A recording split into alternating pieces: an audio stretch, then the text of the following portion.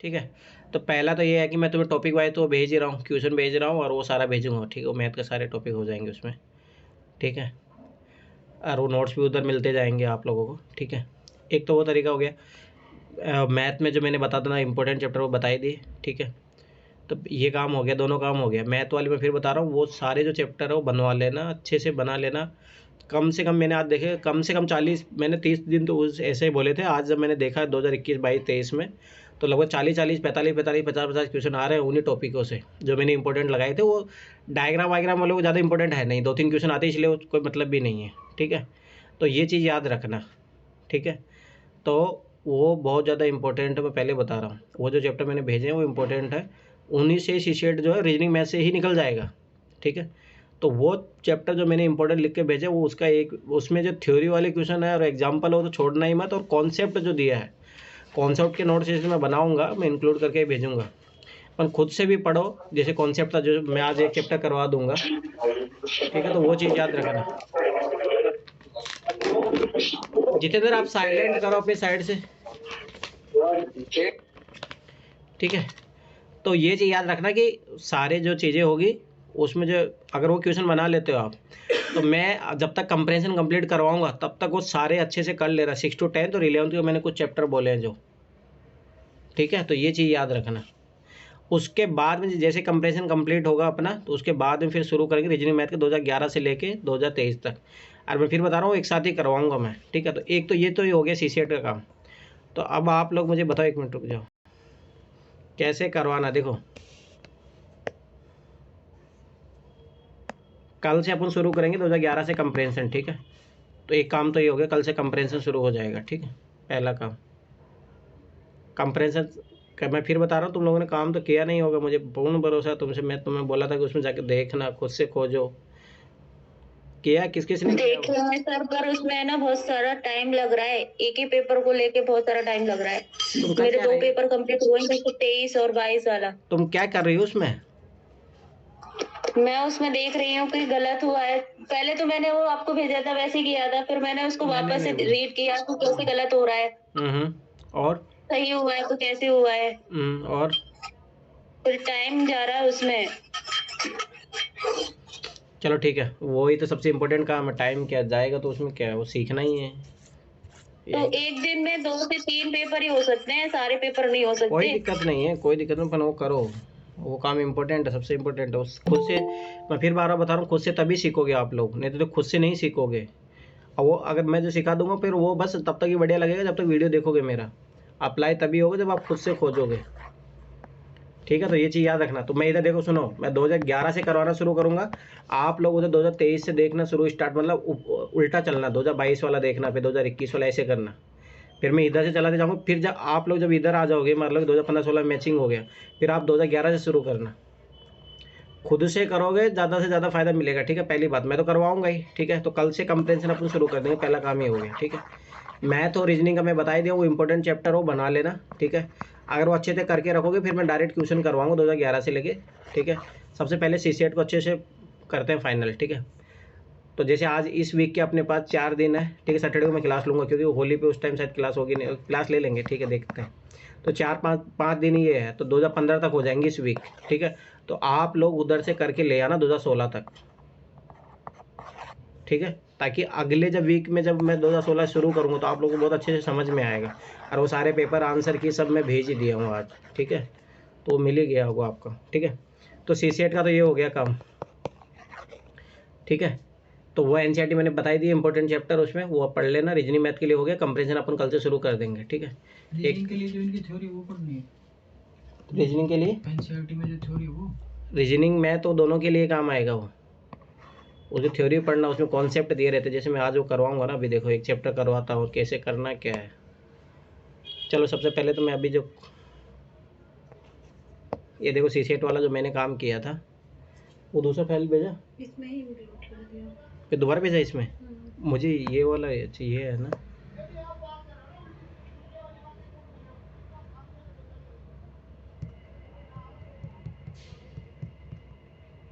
ठीक है, तो मैं कंपेरिजन का कुछ ट्रिक भी बताऊंगा, ठीक है।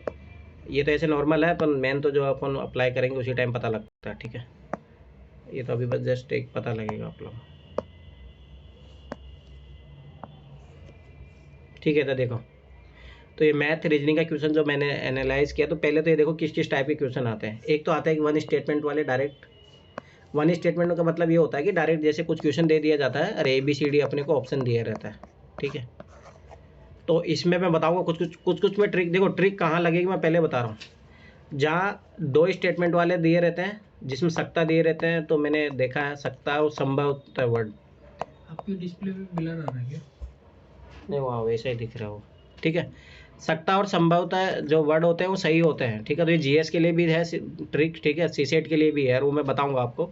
2023 में भी सही हुआ है, 2022 में भी, 21 में भी। आप जाके चले जाओ, कम से कम 3-4 क्वेश्चन में आपको हेल्प मिल जाएगी डायरेक्ट, ठीक है। डायरेक्ट हेल्प मिलेगी, ठीक है।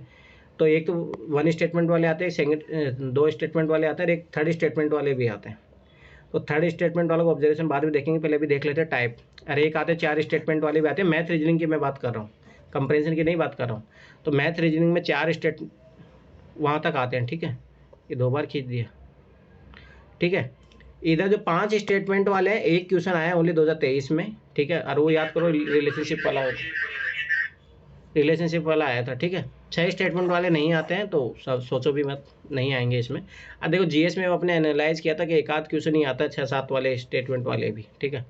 तो वो अपने को पता चल चुका, ठीक है। 6 वाले कोई आता नहीं, 5 वाले एक आया आज तक बस, ओनली 2023 में, ठीक है। अब आगे देखो, डाटा सफिशिएंसी की जो क्वेश्चन है मैं फिर बता रहा, कम से कम मिनिमम से मिनिमम 5 क्वेश्चन मान के चलो, और मैक्सिमम अब ये 10 क्वेश्चनों तक जा सकता है, ठीक है। अगर आप उठा के देखोगे ना डाटा सफिशिएंसी का, देखो यहाँ से 2011 से लेकर 18 तक कोई भी क्वेश्चन नहीं था, ओनली 0 क्वेश्चन थे डाटा सफिशिएंसी के। फिर 2019 से आना शुरू करता है, 6 क्वेश्चन, मतलब 2 क्वेश्चन आए थे उस टाइम। देखो UPSC हिंट देता है, कभी भी एक चीज़ याद रख लेना। जैसे मैं CSET में बताऊंगा 2023 वाले पेपर में क्या उन्होंने एक हिंट दिया है। जो GS में जो वर्ड लग रहे हैं ना, केवल कितने स्टेटमेंट सही है कितने, वो उन्होंने एक ही क्वेश्चन दिया है ऐसा। जो ये वाला स्टेटमेंट वाला ना, ये वाला उन्होंने ऐसे ही बनाया था क्वेश्चन। तो आगे आप प्रिपेयर्ड हो जाओ, 2024 में मैं लिख के दे रहा हूँ आपको, ऐसे क्वेश्चन बहुत सारे मिलेंगे जिसमें स्टेटमेंट दे देगा। जैसे GS वाले केवल पहला स्टेटमेंट सही है, केवल दूसरा सही है, ठीक है। तो यार आप एक कंप्रेंशन के लिए भी रेडी हो जाओ। तो मैंने कंप्रेंशन के भी इसीलिए इसी तरीके से बनाया है, क्योंकि आप इसी नए पैटर्न के अकॉर्डिंग से, हाँ वो वाला पैटर्न आएगा इसमें भी, हाँ। क्योंकि उन्होंने CSET में भी, तो वो भी रेडी हो जाओ, उसमें भी एक चीज़ याद रख लेना, क्योंकि उन्होंने हिंट दिया है 2024 वाले पेपर में। 2023 वाले पेपर में जाके देखो, उन्होंने एक क्वेश्चन बनाया है ऐसा। और वो हमेशा करता चेंज, इतना नहीं अपन मतलब करेगा, देख लेना, इतना तो कंफर्म है। पर इतना नहीं कि सारे कंप्रेंशन कर देगा, वैसा तो नहीं करेगा कि सारे कंप्रेंशन उस टाइप। क्योंकि देखो सिंगल वाले को तो बना ही नहीं सकता, डबल वाले को नहीं बना सकता। वो बनाएगा किन 3 स्टेटमेंट वाले, 4 स्टेटमेंट वाले। तो अभी वो देखेंगे कितने क्वेश्चन आते हैं वो सारे, ठीक है। अभी तो देखो डाटा सफिशिएंसी वाले 2011 से लेकर 2018 तक कोई भी क्वेश्चन नहीं आया था। 2019 में आए 2 क्वेश्चन, जिनका ओनली B आंसर था। तो उसमें ये था कि ओनली 3 स्टेटमेंट पर्याप्त है, और यहाँ पे तो ओनली 2 पर्याप्त है, ठीक है। तो वो भी मैंने एनालाइज किया है, ठीक है। फिर आ जाओ 2020 में आए टोटल 5 क्वेश्चन, ठीक है, जिनका आंसर था S1 और S2 एक साथ पर्याप्त है। जैसे यहाँ पे देखो BB आ रहा था, यहाँ पे CC आया है ज़्यादा आंसर, ठीक है, और किसी का D आया है।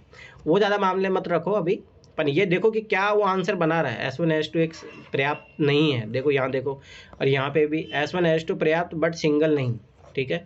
फिर यहाँ पे क्या बना है, S1 S2 पर्याप्त बट सिंगल नहीं, ठीक है। यहाँ पे S1 S2 पर्याप्त नहीं है, और S1 S3 पर्याप्त है, ठीक है। तो ये आप मतलब थोड़ा एनालाइज करोगे क्वेश्चनों को, तो देखते पता लग जाएंगे। मैं फिर बता रहा हूँ, ये क्वेश्चन तभी होंगे जब मैथ में मैंने इंपॉर्टेंट चैप्टर बढ़ाए हैं, जो बताए थे वो कर लोगे, तभी डाटा सफिशिएंसी वाले क्वेश्चन बनेंगे। आप डायरेक्ट डाटा सफिशिएंसी क्वेश्चन बनाओगे नहीं बनेंगे, क्योंकि इसमें कॉन्सेप्ट रहता है। जैसे एवरेज का कॉन्सेप्ट हो गया, टाइम डिस्टेंस का कॉन्सेप्ट हो गया, नंबर सिस्टम का कॉन्सेप्ट हो गया। तो जब तक आप वो चैप्टर नहीं पढ़ोगे, ठीक है, तो तब तक ये डाटा सफिशिएंसी वाले क्वेश्चन हिलेंगे भी नहीं। और मैं फिर बता रहा हूँ, जैसे मेरा जिस साल भी CSET अटका, उसका रीजन यही है, डाटा सफिशिएंसी। मेरे ऐसा होता था, जैसे 5 क्वेश्चन आए थे 2020 में, तो 1-2 सही हुए थे। और अब की बार भी देखो 6 क्वेश्चन आए थे, 1-2 सही हुए हैं। और ऐसे मैंने 6 के 6 अटैम्प्ट किए हैं, और वो सोचो उसमें गलत भी गया है। और ऐसा नहीं है, उसमें ऐसा प्रोबेबिलिटी रहती है ईजी क्वेश्चन आता है ये ईजी कैटेगरी में, बस इसको आंसर के फॉर्मेट लाने समझना। तो वो मैं करवाऊँगा, तो समझ जाओगे कि है ईजी। मैं फिर बार बता रहा हूँ, सबसे ईजी क्वेश्चन है ये, एक बार समझ ले तो सबसे ईजी क्वेश्चन है। इतना टाइम भी नहीं लगता है, इसमें कोई आपको आंसर निकालने की भी ज़रूरत नहीं है। परंतु बात ये कि इसका पैटर्न समझने की ज़रूरत है कि कैसे आंसर आता है इसमें। अब देखो 2021 में आए 3 क्वेश्चन, ठीक है। फिर उसके बाद 2022 में फिर 6 क्वेश्चन, और 2023 में फिर 6 क्वेश्चन आए।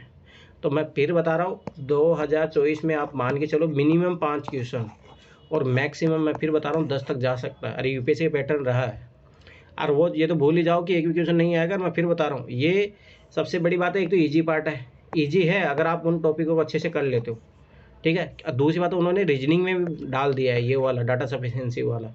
तो मैं फिर बता रहा हूँ पेपर को टफ बनाने का तरीका भी है, ये इसीलिए है क्योंकि आप प्रैक्टिस नहीं करते हो। मैंने प्रैक्टिस के लिए एक लिंक भेजा था, अगर आप लोगों ने ग्रुप में देखा होगा तो वो डाटा सफिशिएंसी के सारे क्वेश्चनों की प्रैक्टिस थी। क्योंकि डाटा सफिशिएंसी वाले क्वेश्चन आपको मिलेंगे नहीं कहीं, कोई कोचिंग वाला नहीं बनाता डाटा सफिशिएंसी के क्वेश्चन, क्योंकि इसमें दिमाग लगता है। वो एक बार देख लेना, एक बार चेक करना, उसमें मैंने जो क्वेश्चन भेजे थे वो सही है क्या है, किसी कोचिंग का था वो मैंने भेजा था लिंक, ठीक है। तो डाटा सफिशिएंसी मैं फिर बता रहा हूँ वेरी वेरी इंपॉर्टेंट टॉपिक, और मिनिमम 5 से लेकर 10 क्वेश्चन आएंगे। ये तभी कर पाओगे जब आप जो मैंने इंपॉर्टेंट चैप्टर बताएं वही कर लोगे, उसी से हो जाएगा, ठीक है।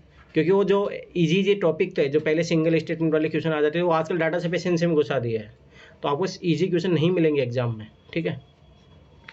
अब इधर आओ, देखो जो वन स्टेटमेंट वाले हैं, देखो इनका रहता है रेशियो ये, ठीक है। तो ये मान के चलो इन क्वेश्चनों में क्या फ़ायदा होता है कि ज़्यादा वर्ड्स लंबे भी नहीं होते हैं। ताकि 2022 में थोड़ा लेंथी बनाया था पेपर, परंतु और मोस्टली देखोगे तो ज़्यादा लंबा नहीं होता, डायरेक्ट एक क्वेश्चन दे दिया जाता है, उसके ABCD में से आंसर होता है, ठीक है। तो मेरा मानना है कि लगभग ये मान के चलो मिनिमम से मिनिमम 35 से लेकर 40 क्वेश्चन ये आएंगे, और यहीं से आप निकाल सकते हो आराम से, ठीक है। जो मतलब यहाँ से आप 20 क्वेश्चन निकाल सकते हो, ठीक है। फिर 2 स्टेटमेंट वाले देखो एवरेज, देखो टोटल क्वेश्चन कितने आ रहे हैं। अभी एक साल मैक्सिमम 9 आए थे, फिर 4 6, तो ये मोटा मोटा आइडिया मान के चलो 5 से लेकर 10 आ सकते हैं, ठीक है। इसमें ट्रिक लगेगी, मैं फिर बता रहा हूँ। देखो इसमें ऑब्जर्वेशन देखो, स्टेटमेंट 1 इन इतनों में सही हुआ, स्टेटमेंट 2 इतनों में सही हुआ, दोनों जो स्टेटमेंट सही होते हैं उसमें ट्रिक लगती है, और देखो गलत वाली प्रोबेबिलिटी है वो देखेंगे अपन, ठीक है। तो ये चीज़ याद रखना। जो स्टेटमेंट 3 वाले हैं मोस्टली देखो ये भी एक एवरेज मोटा मोटा मान के चलो कि मिनिमम 3 से लेकर 5 तक आएंगे, ठीक है। अगर इसका आंसर देखोगे तो चारों गलत, मतलब तीनों स्टेटमेंट गलत, 2 ही बार प्रोबेबिलिटी हुई है। और ये जो तीनों के तीनों सही रहते हैं, ये सत्ता वाले जो प्रोबेबिलिटी है, एक और ट्रिक मैं बताऊंगा उसमें होता है, ठीक है। बहुत रेयर चांसेस होता है कि एक ही स्टेटमेंट सही हो, ठीक है, और जो 2 भी सही होता है बहुत रेयर होता है। मोस्टली अगर आप देखोगे तो 3 ज़्यादा प्रोबेबिलिटी होती है। 4 वाले स्टेटमेंट में देखोगे तो इसका तो फिक्स है कि 2 ही आंसर आता है, मतलब 2 स्टेटमेंट इसके सही होते हैं। बस एक बार हुआ कि चारों के चारों गलत हो गए, तो वो भी अपन देखेंगे। इस टाइप क्वेश्चन बहुत रेयर, कम, ये मान के चलो ये 2 से लेके 3 या 4 क्वेश्चन आएंगे इस टाइप के क्वेश्चन, ठीक है। तो उसमें फिर बता रहा हूँ, देखो एक स्टेटमेंट कभी सही नहीं होता, ठीक है। मोस्टली बहुत रेयर चांसेस हो कि तो 2 सही हुआ या 4 सही हुआ, तो ये भी माइंड में एक बार रखोगे ना तो थोड़ा आइडिया रहेगा इन चीज़ों का, ठीक है। अब आगे देखो, अब देखो पैसेज का देखना। अब मैं फिर बता रहा हूँ, मैं उसी अकॉर्डिंग करवा रहा हूँ, उससे चाहे देखो ये जो पैटर्न में काम कर रहे हैं ना अपन, इससे उसमें भी हेल्प होगी, चाहे वो अगर वो केवल 1 वाला उस टाइप से देता तब भी हेल्प होगी इसमें, या अगर वो ओल्ड पैटर्न पे देता तब भी हेल्प होगी। वो देखो कैसे होगी। ये है 3 स्टेटमेंट वाले क्वेश्चन, ठीक है, जिसमें मान लो कि 3 स्टेटमेंट देते हैं। तो अपने जीएस में क्या ट्रिक निकाले थे कि जब वो पॉसिबल स्टेटमेंट देता है तभी तीनों सही होते हैं, सकता वाले देता है, ठीक है। और सिंगल स्टेटमेंट कब होता है, जब नैरो अप्रोच होती है, एक्सट्रीम बढ़ दे दिया, डाटा दे दिया, इस टाइप से जो है उसमें से एक सिंगल आंसर आता है। तो मोस्टली जो 2 ही आंसर आता है। यहाँ पे भी आप ऑब्जर्व करोगे तो उसी टाइप का है लगभग वो पैटर्न। देखो तीनों के तीनों स्टेटमेंट आज तक कभी गलत नहीं हुए हैं, ठीक है। पहली बात ये चीज़ नोटिस करो, आज तक कभी ऐसा नहीं रहा कि तीनों स्टेटमेंट गलत हुए, ठीक है। दूसरी बात एक चीज़ देखो कि जो मान लो कि 5 मतलब 3 स्टेटमेंट दिए थे उसमें से एक सही रहा है। एवरेज ये ऐसा रहता है कि क्वेश्चनों में मोस्टली जो है 2 सही रहने वाले हैं, जो वही जो है जो अपना जीएस में लग रहा है मोस्टली। आप एक नोटिस करो, ठीक है। तीनों बहुत रेयर चांसेज रहेंगे जो सही रहेंगे, तो वो मैं बता दूंगा कब रहता है। पर पैसेज में तो खास तौर से बहुत रेयर चांसेज होंगे कि तीनों के तीनों स्टेटमेंट सही है, ज़्यादा प्रोबेबिलिटी इन दोनों की रहेगी आंसर आने की, ठीक है। तो ये चीज़ याद रखना। दोस्तों तीनों के तीनों गलत ऐसा आज तक कोई क्वेश्चन बना नहीं है यूपीएससी में, ठीक है। तो ये चीज़ याद रखना। अब इधर देखो 1 स्टेटमेंट वाले को मोस्टली देखो क्या आंसर आ रहा है, ठीक है। आप देखोगे जैसे डी भी जा रहा है, इसमें तो सब जा रहा है, परंतु मैं बताऊंगा क्वेश्चन के अकॉर्डिंग किस क्वेश्चन में क्या जाता है, ठीक है। अब नए पैटर्न के अकॉर्डिंग देखो इसमें यहाँ तक जा रहा है, ठीक है, ठीक है। ए मोस्टली आ रहा है, तो ए मोस्टली किसका आ रहा है, तो ये ऑब्जर्व करना पड़ेगा। ये इतना ज़्यादा नहीं, पर अपने ज़्यादा ये इनमें हेल्प मिलेगी, ठीक है। 3 स्टेटमेंट वाले और 4 स्टेटमेंट वाले को देखो, बहुत रेयर चांसेस है कि एक स्टेटमेंट सही हो, एक बार हुआ है बोले 2 क्वेश्चनों में। 4 स्टेटमेंट दिए हो, और देखो मोस्टली क्या हो रहा है, 4 में से 2 सही हो रहे हैं, ये चीज़ ऑब्जर्व करो। 3 स्टेटमेंट भी बहुत हो रहे हैं, परंतु चारों के चारों सही हुए हो, पैसेज में बहुत रेयर चांसेस है। एक बार हुआ था तो ये नेग्लिजिबल मान के चलो। तो वहाँ पे क्या ना आपको मैं बताऊँगा, जैसे मान लो कि तो वहाँ पे जल्दी जैसे मान लो 1 2 3 4 लिखा तो वो जल्दी आप कर पाओगे, ठीक है। वो मैं बताऊँगा कि जैसे कुछ वर्ड दिया दे तो वहाँ पे पॉसिबिलिटी बनती है, तो बहुत रेयर कम चांसेज होते हैं, ठीक है। 2 स्टेटमेंट वाले का आप जाके देखोगे तो उसमें देखो मोस्टली जो प्रोबेबिलिटी है डी वाले आंसर आते हैं, दोनों स्टेटमेंट गलत होने की जो प्रोबेबिलिटी है वो ज़्यादा रहती है। तो ये चीज़ नोटिस करना, या एक स्टेटमेंट सही है, दोनों जो सही होंगे बहुत, ये भी बहुत रेयर चांसेस होते हैं कि दोनों सही होंगे, है परंतु बहुत रेयर प्रोबेबिलिटी होती है, ठीक है। 5 स्टेटमेंट वाले भी आए हुए हैं कंप्रेंशन में, ठीक है, तो कम क्वेश्चन आए हैं, तो इनका देखना कभी भी एक सही नहीं होता है, ठीक है। 500 के 500 कभी सही नहीं होंगे, चारों बहुत रेयर चांसेस है चारों सही हुए, 3 की प्रोबेबिलिटी भी थोड़ा भी ठीक है, 2 या 3 में से मोस्टली प्रोबेबल आंसर आता है, ठीक है। वो तो क्वेश्चन वाइज देखेंगे। 6 वाला आया था एक बार क्वेश्चन, उसके 3 सही थे बस, ठीक है। तो ये भी देखो कि इनमें 1 2 ये ऐसा नहीं होता मतलब, ठीक है, तो वो वाली बात है। तो ये सारी चीज़ें हैं, ठीक है। मैं फिर बता रहा हूँ, देखो कंप्रेंशन में बहुत हेल्प मिलेगी कि ऑप्शन एलिमिनेशन से जो आंसर आता है, ठीक है, एक रिड्यूस टेक्निक होती है वो मैं सिखाऊंगा, तो उससे क्या होगा कि आपके आंसर के नियर बाय आप बहुत जल्दी पहुंचोगे, ठीक है। फिर जहाँ पे पैसे, मैं फिर बता रहा हूँ, अगर आपको अगर 20 प्लस अगर कंप्रेंशन सही करना है तो ये चीज़ याद रख लेना। एक तो स्ट्रेटेजी है कि डायरेक्ट क्वेश्चन पढ़ो, ऑप्शन एलिमिनेशन पकड़ो, जनरल स्टेटमेंट क्या है, एक्सट्रीम स्टेटमेंट क्या है, इससे क्वेश्चन हो जाएंगे 15-16 आराम से। फिर थोड़ा बहुत लॉजिक लगाओगे, कॉमन सेंस रखोगे तो कुछ क्वेश्चन, पर कुछ क्वेश्चनों के लिए 5-6 क्वेश्चन ऐसे आते हैं जिसके लिए आपको पैसेज पढ़ना ही पड़ेगा। तो उसका पैसेज कैसे पढ़े उसके लिए मैं फिर बता रहा हूँ, वही तरीका है। पहले आप कंप्रेंशन को ही अच्छे से उसको मतलब जो क्वेश्चन दिया है उसको अच्छे से एनालाइज कर लो।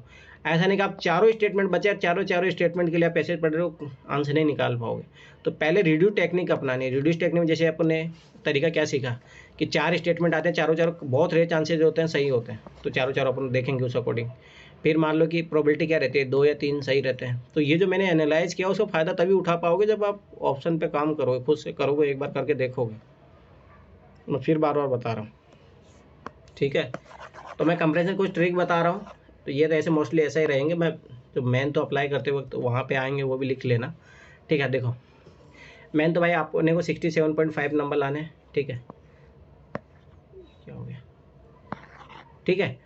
तो ये मान के चलो 27 क्वेश्चन अपने को सही करने होते हैं। अब मैं एक मोटा मैं बता रहा हूँ, ध्यान से समझना।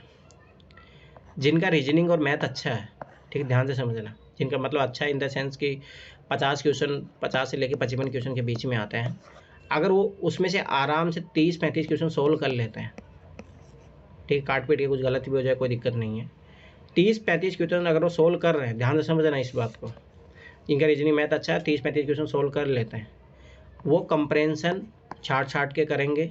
मैं पहले बता रहा हूँ ये चीज़ याद रखना, सबके लिए अलग अलग स्ट्रेटजी है, परंतु किसको क्या अपनानी है। जिसकी रीजनिंग मैथ अच्छी है वो 30-35 क्वेश्चन बना लेता है, कुछ गलत भी होंगे पर नहीं। मैं फिर बता रहा हूँ, अभी 30-35 क्वेश्चन उसको बनाने हैं ना, उसको छाट के बनाने हैं। जैसे मैं आज देख रहा था 2021-22-23 के पेपर में अगर देखोगे, अगर आप छाट के क्वेश्चन करोगे ना भाई, इजी क्वेश्चन में 40 क्वेश्चन थे जो इजी थे, रीजनिंग मैथ की मैं बात बता रहा हूँ, उसमें फंसना नहीं था बस, ठीक है।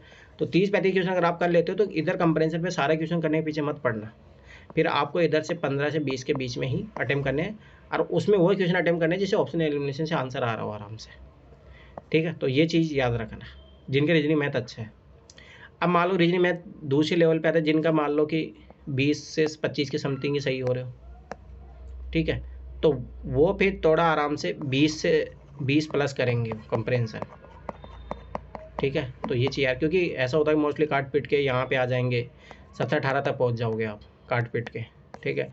तो इधर एटलीस्ट ये है कि काट पीट के अपने 15 सही हो जाए तो आराम से पास हो जाओगे। अब फिर और भी उससे ख़राब स्थिति मानते हैं कि जिनके रीजनिंग मैथ में मान लो कि 15 क्वेश्चन ही बन रहे हैं, 15 से 20 क्वेश्चन बन रहे हैं, ठीक है।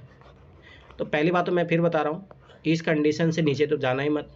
अगर आप सोच रहे हो कि ओनली हम कंप्रेंशन करेंगे तो भूल जाओ, उससे सेट पास नहीं होगा। मैं पहले बता रहा हूँ, ये 15-20 क्वेश्चनों में से इतना तो मिनिमम रखना ही है। और इसका मैंने पहले भी बोला था आपको कि आपको कुछ टॉपिक अपने तरफ से तैयार करने, जैसे मान लो मैंने रीजनिंग मैथ के बता दिए, वो चैप्टर एटलीस्ट कर लेना मैथ में, इसके अलावा कुछ भी नहीं करो। तो रीजनिंग के कोई अच्छे टॉपिक कर लो जो ईजी आते हैं, जो आपको समझ में आ रहे हैं, कुछ टॉपिक करके रखो। मैं फिर बता रहा हूँ, तो ये 15 से 20 क्वेश्चन से नीचे कोई भी नहीं जाएगा, मैं पहले ही बता रहा हूँ।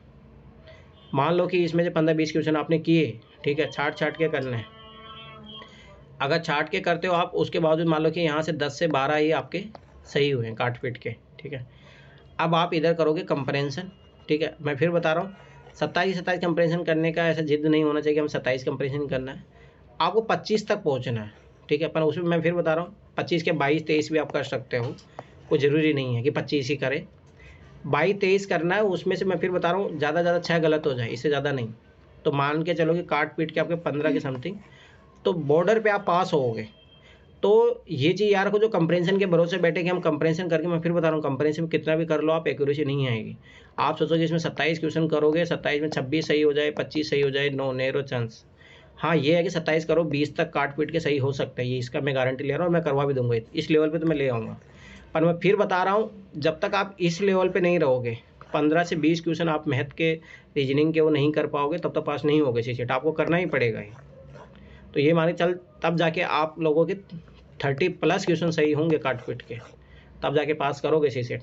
अरे जिनके मान लो कि एग्जाम में मैं फिर बता रहा हूँ 28 29 काट पीट के सही हो रहे हैं, तो भूल जाओ मेंस की तैयारी नहीं कर पाएंगे, क्योंकि जब तक रिजल्ट नहीं आएगा तब तक आप श्योर नहीं हो पाओगे। तो श्योर होने के लिए भी ज़रूरी है कि आपके 30+ सही रहे, तो वो तभी कंडीशन होगा कि 15 से 20 क्वेश्चन आपके इधर सही हो और 20 से 25 क्वेश्चनों के बीच में आपको अटैम्प्ट करना है, तो उससे काट पीट के मतलब कैसे भी करें 17 से नीचे नहीं जानी चाहिए, ठीक है। तो ये चीज़ याद रखना, मैं पहले ही बता रहा हूँ किसके लिए अलग अलग, सबके लिए अलग अलग स्ट्रेटेजी है। जिसका रीजनिंग मैथ अच्छा है तो कंप्रेंशन ज़्यादा नहीं करेंगे, मैं पहले बता रहा हूँ 15 से 20 के बीच में ही करोगे। उसका रीज़न है कि 15 ऐसे पैसेज होते हैं जिसका आराम से देख के ही ऑप्शन से आंसर आ जाएंगे, पर जैसे आप 20 क्रॉस अटैम्प्ट करने की सोचोगे उसमें आपको पैसेज पढ़ना पड़ जाएगा, क्योंकि 6-7 पैसेज ऐसे आते हैं जिसमें ज़रूरत हो जाती है, ठीक है। तो ये चीज़ ओवरऑल मैं समझ लो, मैं फिर बार बता रहा हूँ मैथ के जो मैंने टॉपिक बताए हैं इसी उन NCERT वाले वो कर लेना, उसी के बिहाफ में मैं कम से कम 40 क्वेश्चन करवा दूंगा पेपर में, ठीक है। तो ये तो हो गया इसका, ठीक है। तो मैं फिर बार बता रहा हूँ सब अपने अपने अकॉर्डिंग जिसका जो है, पर मैं फिर बता रहा हूँ कुछ टॉपिक तो तैयार कर लो रीजनिंग मैथ के। अब जैसे उसमें मैं बता रहा हूँ, ठीक है, छोड़ो ट्रिक तो मैं ऐसे बताते रहूँगा, चलो ठीक है, एक बार ये देख लो ट्रिक, ठीक है। तो कल से अपन पे डायरेक्ट वो करेंगे, तो ये ट्रिक का रिवाइज कर लेना, कल मैं पूछूंगा इसमें कौन सा लग रहा है, ठीक है। फिर उसके बाद मैं आज वो चैप्टर करवाऊंगा। तो ऐसे मैं मैथ के कुछ डेली, अब मैं क्या करूँगा ना, मैथ के कुछ टॉपिक दूंगा और GS के कुछ टॉपिक दूंगा आपको, जब तक कंपैरिजन कंप्लीट हो जाएगा, ठीक है। तो ऐसे मिलते रहेंगे टॉपिक, फिर जैसे कंपैरिजन खत्म होगा उसके बाद में अपन रीजनिंग मैथ कंप्लीट करके फिर ओनली GS के, ताकि मैं चाहता हूँ एक बार देखो, मैं फिर बार बता रहा हूँ तुम लोगों को, देखो अपने पास GS के लिए भी है टाइम, कोई दिक्कत नहीं है, मतलब आप अपने अकॉर्डिंग पढ़ते रहो, मैं टॉपिक वाइज देते जाऊँगा। पर सबसे बड़ी बात है, मैं फिर बता रहा हूँ सीसेट में ही अटकोगे तो सीसेट, जितने भी स्टूडेंट, अगर मैं फिर बता रहा हूँ सीसेट पास कर लिए तो GS की कट ऑफ मैं फिर बता रहा हूँ अब की बार कट ऑफ रहेगी 85 से 90 से अबव किसी हालतों से नहीं जाएगी जनरल की, मैं अभी बता रहा हूँ। तो अपने को यहाँ पे भाई 45 क्वेश्चन ही सही करने हैं, तो इसकी टेंशन है ही नहीं GS में, कट ऑफ डिसाइड करेगा सीसेट। तो ये चीज़ याद रख लो, ये 40-45 क्वेश्चन तो तुम आज मैं ट्रिक बता चुका हूँ, उससे कर लोगे आज ही, कोई सा पेपर आ जाए। पर बात है सीसेट की, सीसेट के लिए मेहनत कर लो, मैं इसीलिए पैरेलल में सीसेट एक भी दिन नहीं छोड़ा हूँ, मैं फिर बार बता रहा हूँ।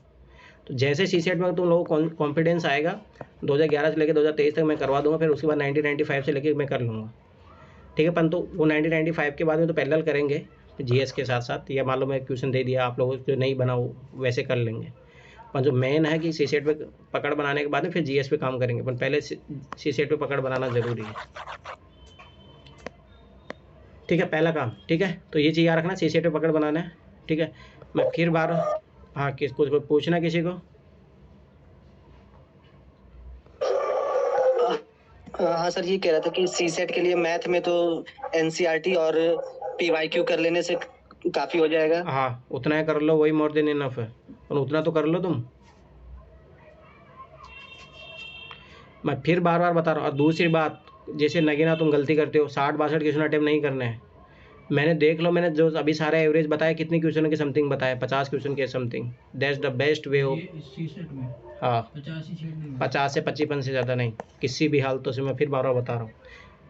और ये भी अलग अलग मेथड है, जिसका रीजनिंग मैथ अच्छा 30 से 35 अटेम्प्ट कर रहा है तो वो 50 से पार जाएगा ही नहीं किसी हालतों से, पहले मैं बता रहा हूँ। जिसका जिसका मान लो कि थोड़ा बहुत रीजनिंग मैथ यहाँ मान लो कि 20 से 25 तक हो रहे हो, तो मान लो सारे मान लो 25 अटेम्प्ट करेगा वो, ठीक है।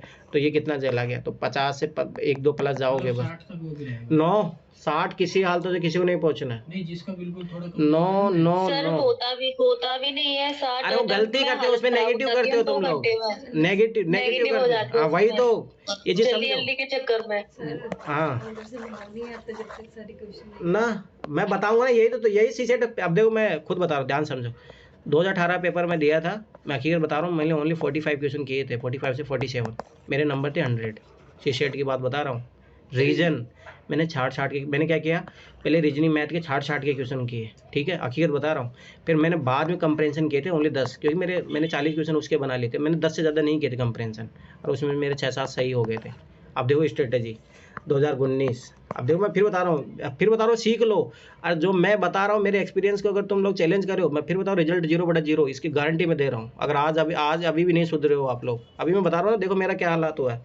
2019 64 क्वेश्चन अटेम्प्ट किए, रिजल्ट रहा fail 52 number, that's the reality. अभी देखो आगे 2020 मैंने एक अटेम्प्ट किया, उस टाइम भी 60+ क्वेश्चन किए थे अटेम्प्ट, 60+ अटेम्प्ट किए, क्वेश्चन 62 नंबर आए। समझ लो, ये हकीकत में ऐसे नहीं बोलता। 2021 मैंने उस टाइम भी 60+ किए थे, पास हो गया था 72, मेरे 79 ऐसे नंबर आए थे। चाहिए 60.7 ना, हाँ कि चाहिए कितने 68. 68। पर मैं फिर बता रहा हूँ, ये गलत स्ट्रेटेजी है, चाहे गलती से मैं पास हो गया अपन, दैट्स रॉन्ग वे। मैं फिर बार बता रहा हूँ। फिर आओ 2022 में मैंने फिर 64 क्वेश्चन किए, फेल 55 नंबर। 2023 अब की बारी मैंने लगभग 60 के समथिंग क्वेश्चन किए हैं, गलत, फेल वापस से। मैं फिर बार बता रहा हूँ, दैट्स द बेस्ट वे। देखो 2018 में आपके सामने 100 नंबर आए थे मेरे उस टाइम। रीजन ऐसा नहीं कि मेरे मैथ रीजनिंग उस टाइम को ज़्यादा आती थी, मैं विद्वान था। आप खुद ही सोचो, जो इंसान 2018 में, ऐसा भी ना 2018 का पेपर भी सीसेट का टफ था। मैं फिर बार बता रहा हूँ, 2018 के बाद में ही कट ऑफ गिरने लगी है। तो आपका कहने का उसका रीजन है कि कम क्वेश्चन अटेम्प्ट करो, नेगेटिव मार्किंग। मैं जब देखो मैं फेल हुआ हूँ ना, इसमें रीजन है कि नेगेटिव मार्किंग मेरे से ज़्यादा हुई है, ज़्यादा क्वेश्चन ज़्यादा क्वेश्चन करने के चक्करों में। 45 से 50 क्वेश्चन करने हैं। होता है हाँ टेस्ट में जो दिए थे ना मैंने। हाँ, तो ये मैं फिर बता रहा हूँ, और भैया 45 से 50 वाली बेस्ट अप्रोच है। छाट के करोगे, और माल मैक्सिमम 55, इससे ऊपर मत जाना। अगर श्योरिटी दिख रही है, जैसे कंपरेंशन करे 25, आपकी मेरी बात, जैसे मैंने 25 कंपरेंशन अटेम्प्ट करे, श्योरिटी दिख रही है कि मुझे आपकी ट्रिक से बिल्कुल एक्यूरेसी है कि 20-22 हो गई, ठीक है, एक्यूरेसी में। तो उसके बाद मतलब 15-16 क्वेश्चन और छेड़ने हैं। नहीं, उधर करने 20 क्वेश्चन अच्छा, मैं तो रीजनिंग के 20 करने ही है, वो तो इतनी की तो तैयारी करनी ही है, 20 तो करने ही है उधर रीजनिंग मैथ में। आप बताओ पूजा, बोलो। फिर मैंने भी इधर टेस्ट देती थी ना, तो ऐसे सोचती थी सारा क्वेश्चन कर लेते हैं, काट पीट के क्वेश्चन तो उतना एवरेज में सही हो जाता है, काट पीट के 40-45 नंबर आता है। ये तो फिर जीएस में भी होता है, वो सारे करने के चक्कर में। जीएस का अलग अप्रोच होता लेकिन सर एक बात बोलूं, बोलो। सर मैंने जो सीसेट का प्रीवियस ईयर टेस्ट लगाया, और मैंने 2-3 दिन से ना 8 का मैथ बना रही है, सारा क्वेश्चन इसी से है लगभग लगभग। हाँ, तो वो तो एनसीईआरटी से ही है। मैं फिर बार बता रहा हूँ, एनसीईआरटी बना लो, पीवाईक्यू बना लो, सीसेट हाँ यही बना रही है, सब कुछ छोड़ दिए, बोले और कुछ नहीं, और कुछ नहीं बनाने की जरूरत नहीं है, ठीक है। एनसीईआरटी बना लो अच्छे से, और जिसने समझ के एनसीईआरटी अप्लाई कर दिया, मैं लिख के दे रहा हूँ 50 क्वेश्चन अभी मैं बताऊंगा 2023 वाले में। आज 21 से 22-23 में करवाऊंगा नहीं, मैं बता दूंगा कि ये इजी क्वेश्चन है एनसीईआरटी बेस, अगर आप वो चैप्टर पढ़ लेते हो तो। और मैं फिर बता रहा हूँ, पास रीजनिंग मैथ ही करवाएगा, कंप्रेंशन धक्का लगाता है। मैं फिर बार बता रहा हूँ, और मैं कंप्रेंशन के लिए 40 मिनट से ज़्यादा नहीं देना टाइम, तो 1 घंटा 20 मिनट रहेगा आपके पास, आराम से 15-20 क्वेश्चन। मैं देखो सुनो, जैसे एक तो ये हो गया, ठीक है। और अभी मैं तुम लोगों को भाई 20 क्वेश्चन तो मैं ऐसे बता दूंगा जो आएंगे, मैं अभी बता रहा हूँ तुम लोगों को मैथ रीजनिंग का। कुछ क्वेश्चन रिपीट, अरे कुछ क्वेश्चन के मैं बोल तो दे रहा हूँ, 20 क्वेश्चन मैं बता रहा हूँ कौन से आएंगे, मैं अभी बता रहा हूँ तुम लोगों को। पर बात है कि अभी तुम लोग काम नहीं करोगे फिर कैसे होगा, मैं फिर बता रहा हूँ, ठीक है। तो डाटा सफिशिएंसी वाला 5 से लेकर 10 क्वेश्चन 20 मान के चलो। और जो मैंने 8th क्लास का आखिरी चैप्टर भेजा था, मैं लिख के बोल रहा हूँ, उससे कम से कम 5 क्वेश्चन आएंगे, कम से कम बता रहा हूँ, मिनिमम 10 भी जा सकते हैं मैक्सिमम। वो जो आखिरी चैप्टर बहुत इंपॉर्टेंट है, क्योंकि यूपीएससी आजकल वो खेल रहा है उसके साथ, उस चैप्टर के साथ, ठीक है। तो ये चीज़ याद रखना। फिर मैं बता रहा हूँ 45 से लेके 55, दैट्स द बेस्ट वे। और जिनकी मैथ और ज़्यादा अच्छी है तो वो 40 से 45 के बीच में अटेम्प्ट करेंगे, मैथ रीजनिंग जिनकी अच्छी है। संख्याओं के साथ खेलने वाला 8th क्लास है। हाँ सर मैं कुछ बोलूं? हाँ बोलो। वो लास्ट चैप्टर आपने भेजा था ना, उसको मैंने लगाया था। उसमें 3 संख्या वाली तो अब तक क्वेश्चन आ चुके हैं कि 3 संख्या वाली कोई संख्या बनाओ। उसमें एक छोटे से कोने में 4 अंकों वाली संख्या बनाने के लिए बहुत छोटा सा और 2 लाइन का दे रखा है। तो मेरे दिमाग में उसको देख के आया कि कहीं यूपीएससी इसी से क्वेश्चन न बना ले 4 अंकों की संख्या वाला। हाँ देगा, उसमें क्या ही दिक्कत है। तो वो तो कॉन्सेप्ट सीखो ना, उसके कॉन्सेप्ट मैं अभी करवा दूंगा, वो चैप्टर इंपॉर्टेंट है और भाई। कुछ नहीं दिया, बस सर यही दिया है उसमें कि 4 अंकों की संख्या सोचो। वो है। ठीक है, अब देखो इधर ये कर लो कल कंपैरिजन, फिर कंपैरिजन कल से शुरू कर देंगे अपन, ठीक है। और उधर मैं मैथ के जो टॉपिक है इंपॉर्टेंट चैप्टर बताते जाऊंगा, टॉपिक बताते जाऊंगा, ठीक है। तो वो करते हैं जीएस, और उसका ऐसे करेंगे, मैं टॉपिक दूंगा क्लास के बाद में आखिरी में कि ये टॉपिक है, कल और आपको रेडी करना है। मैं फिर बता रहा हूँ, आपने को ऐसे 100 क्वेश्चन उधर तैयार करने जीएस में, ठीक है। जब तक ये सीसेट कंप्लीट होगा तब तक वो 100 टॉपिक अपने रेडी हो जाएंगे। 100 टॉपिक रेडी हुई तो अपने उधर जीएस का प्रोबेबिलिटी बढ़ जाएगा पास होने का। और वो काम डेली करना है, मैं ज़्यादा नहीं दूंगा, पर डेली करना है, इतना सा तो मिनिमम करना ही पड़ेगा, वो डेली जीएस का काम, ठीक है। तो ये चीज़ रखना, और डेली ऐसे सीसेट इधर साथ साथ चलते रहेगा। सीसेट का मैथ रीजनिंग का मैं टॉपिक देते जाऊँ, वो टॉपिक के क्वेश्चन लगाते जाना। क्वेश्चन इन द सेंस कि आप पीवाईक्यू देख लो, ठीक है, या फिर एनसीईआरटी जाके उस टॉपिक पे एनसीईआरटी पढ़ना, फिर उसके बाद में पीवाईक्यू जाके देखना, वो मैं बता दूंगा। ऐसे करके खुद से करके रखोगे तो फिर मैं जब 2011 से लेके करवाऊंगा ना रीजनिंग में, तो बहुत फास्ट होगा, समझ में भी आएगा, फ़ायदा भी तभी उठा पाओगे, ठीक है। तो ये चीज़ याद रखना। तो कैसे करना है? देखो सुनो, जैसे कंपैरिजन कल से क्लास शुरू हो जाएगी, कंपैरिजन तो ऐसे चलता रहेगा। तो कंपैरिजन का मैंने बताया, इधर मैं 2011 करवाऊंगा, तुम लोग उधर से करके आना। हाँ रिवर्स में चलना, 2023 2022, क्योंकि सीखते जाओगे फिर आप अप्लाई करते जाना। 2021 में अप्लाई करना, ठीक है, 2020 में अप्लाई करना, 2019 में अप्लाई, 2018 में अप्लाई करना, 17 में ऐसे अप्लाई करते करते, ठीक है। तो इस वीक तक अपन 5 दिन बचे हैं ना, 5 दिन 2015 तक अपन कंप्लीट कर लेंगे, ठीक है। हाँ तो उधर ये इधर कॉन्फिडेंस भी आएगा, कितने सही हो रहा है कितने गलत, सब फ्रेश पेपर में लगाओगे। देखो मैं फिर बता रहा हूँ, टाइम में इसमें अभी बताऊँगा टाइम कितना लेना क्या है, 40 से 45 मिनट ज़्यादा नहीं लेना है सारे। हाँ कंप्रेंशन, ऐसे नहीं आप 2 घंटे ले रहे हो, नो ये गलत है। ये भी बोल रहे थे ना कि भाई 6 कंपैरिजन करके 5 फिर दूसरा क्वेश्चन उठाओ। नहीं वो अभी ऐसे करोगे ना, प्रैक्टिस तो ऐसे करोगे ना, वैसे कोई ज़रूरी नहीं है, प्रैक्टिस अभी ऐसे करना है, ठीक है। तो समझ में आ गया ना। तो कंप्रेंशन का तो ये चलेगा, ठीक है पूजा। और रीजनिंग मैथ का क्या करना है, देखो ध्यान समझो। जैसे कंप्रेंशन आज ही होगी, आज ही मैं कुछ टॉपिक दे दूंगा। जैसे भाई ये टॉपिक है, जैसे मैं बता रहा था कि वो 8th क्लास का एनसीईआरटी चैप्टर 5 क्वेश्चन पक्का आएंगे, मैं पहले बता रहा हूँ। तो वो काम कर लेना, उस पर उससे अच्छे चैप्टर से पढ़ लेना। फिर उसके बेस पे तुम लोग क्या करोगे, 2011 से लेके 2023 से जो क्वेश्चन आए रीजनिंग मैथ के वो लगा ले रहे हो चैप्टर के बेस पे। तो ऐसे तुम लोग करते रहोगे, मैं कुछ ही नहीं हेल्प करूँगा उसमें, क्योंकि मैं तो फिर दोबारा करवाऊँगा ही, तो कोई मतलब नहीं है। तो आप लोग अपनी तरफ से हाथ पैर मारते रहना, जितना हाथ पैर खुद से मारो मैं तभी सीख पाओगे, मैं पहले बता रहा हूँ, ठीक है। उसके बाद में फिर जब मैं 2011 से लेके करवाऊँगा, तब जो भी मान लो क्वेश्चन तुम लोगों से नहीं हुए हैं तो मैं बता ही दूंगा, ठीक है। और जो लेकिन वो टॉपिक वाइज चल रहा है वो मिलता जाएगा उसका, तो तुम लोगों का, ठीक है। क्वेश्चन भेज दूंगा, पीडीएफ मिलते जाएगा। समझ में आ गया क्या करना है, सीसेट का यही करना है, इसके अलावा कुछ भी नहीं करना। मैं फिर बार बता रहा हूँ, सीसेट के चक्कर में ज़्यादा मत पढ़ो, इतने से ही निकल जाएगा। मैं फिर ये बात याद रखना, 45 से 55। और जो अब आप लोग मैं टेस्ट भेजूँगा, ठीक है, तो उसमें यही स्ट्रेटजी अप्लाई करके देखना, पास हो जाओगे। यार मैं लिख के दे रहा हूँ गारंटी, एक भी पेपर में फेल नहीं होगे। ये जो फेल हो रहे हो ना नगीना, ये जो टेस्ट दिए थे वो 60 65 क्वेश्चन कर रहे हो, नेगेटिव मार्किंग 30 सही 30 गलत, काट पीट के फिर 20-25 नंबर 20-25 क्वेश्चनों पे पहुँच रहे हो। उसका रीज़न ये है। दूसरी बात होती है आप एनर्जी भी वेस्टेज करते हो। तीसरी बात ये होती है, इसका रीज़न मतलब क्यों होता है, तुम लोग इतना क्वेश्चन अटेम्प्ट, एक तो क्या होता है कॉन्सेप्ट क्लियर नहीं है अच्छे से, आपको लगता है मैं कर लेंगे, पर वो क्वेश्चन नहीं होता है क्योंकि कॉन्सेप्ट क्लियर नहीं है अच्छे से। तो मैं पहले ही बोला था आपको क्या क्या करना है, 15 से 20 टॉपिक रीजनिंग के, 15 से 20 टॉपिक मैथ के, ये अच्छे से तैयार करना है। हार्ड वाले टॉपिक छोड़ दो, जैसे मैंने एनसीईआरटी वो चैप्टर थे उसमें से जो मुझे लग रहा था कि ऐसा नहीं बना सकते हो, पर छोड़ दो, कोई दिक्कत नहीं, क्योंकि 1-2 क्वेश्चन आते हैं उससे क्या ही मतलब है, ऐसे कोई मतलब नहीं है ना।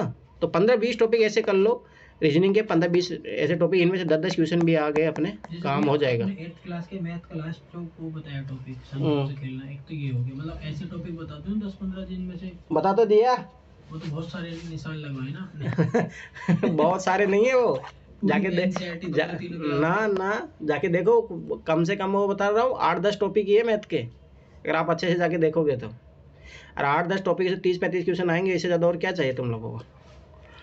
चलो ठीक है, समझ में आ गया। तो सबसे पहली बात ये सीसेट का मैं फिर बताऊँ, इतना ही कर लेना। सीसेट किसी का अटका ना, मैं उठा के घर आके पीटूंगा, मैं पहले बता रहा हूँ। अब क्योंकि देखो इससे बेहतरीन तरीका कम टाइम में और कुछ हो नहीं सकता, ठीक है। तो ये चीज़ याद रख लेना। अब आगे देखो, अटेम और इज 50 25 मतलब कंपैरिजन मेरा, मैं फिर बार बता रहा हूँ, बहुत एक्यूरेसी आएगी तभी पूरे से पूरे करना, क्योंकि कुछ पैसे जैसे होते हैं जिसका आंसर की दुनिया वालों को भी नहीं पता होता, जब वो यूपीएससी आंसर की देता तभी पता लगता है। हाँ, तो बस वो वाली बात है। तो मेरा मानना है कि 20 से 22 अच्छा 20 से 25 के बीच में अटेम्प्ट करो, ठीक है, और उसे काट पीट के अपना 20 17 18 इतने भी सही हो जाए, ठीक है, कोई दिक्कत नहीं है, ठीक है। अब देखो जो गलत होते हैं उसका रीज़न क्या हो रहा है, comprehension, lack of active reading, ठीक है, मतलब आप अच्छे से नहीं पढ़ रहे हो, ध्यानपूर्वक नहीं पढ़ते हो। इसके रीज़न मैं बता रहा हूँ क्यों कंप्रेंशन यूपीएससी देता है। जब आप डॉक्यूमेंट, जब आईएएस बनोगे ना, तो डॉक्यूमेंटेशन का काम होता है, क्योंकि ना जब देखो क्या होता है, 10 साल के पीरियड के लिए भेजा जाता है जिलों में, 5 साल के लिए फिर आप सेंटर में आके काम करते हो, फिर 10 साल के लिए भेजा जाता है, 5 साल के फिर आप आके काम करते हो। तो जब यहाँ पे 5 साल के लिए आके काम करते हो ना सेंटर में, तो पॉलिसी मेकिंग का काम करते हो। तो पॉलिसी मेकिंग में क्या होता है, आपको बहुत सारे डॉक्यूमेंट पढ़ने पड़ते हैं, क्योंकि आप कोई भी डिसीजन ले रहे हो, मान लो कि कल कोई माइनॉरिटी मिनिस्ट्री के लिए, मान लो कि उनके लिए कुछ बना नहीं है स्कीम, तो वहाँ पहले डाटा का एनालाइज करोगे, तो वहाँ इन्फॉर्मेशन देखोगे कि चीज़, तो अच्छे से पढ़ना पड़ता है। तो ये कंपैरिजन दिया इसीलिए जाता है।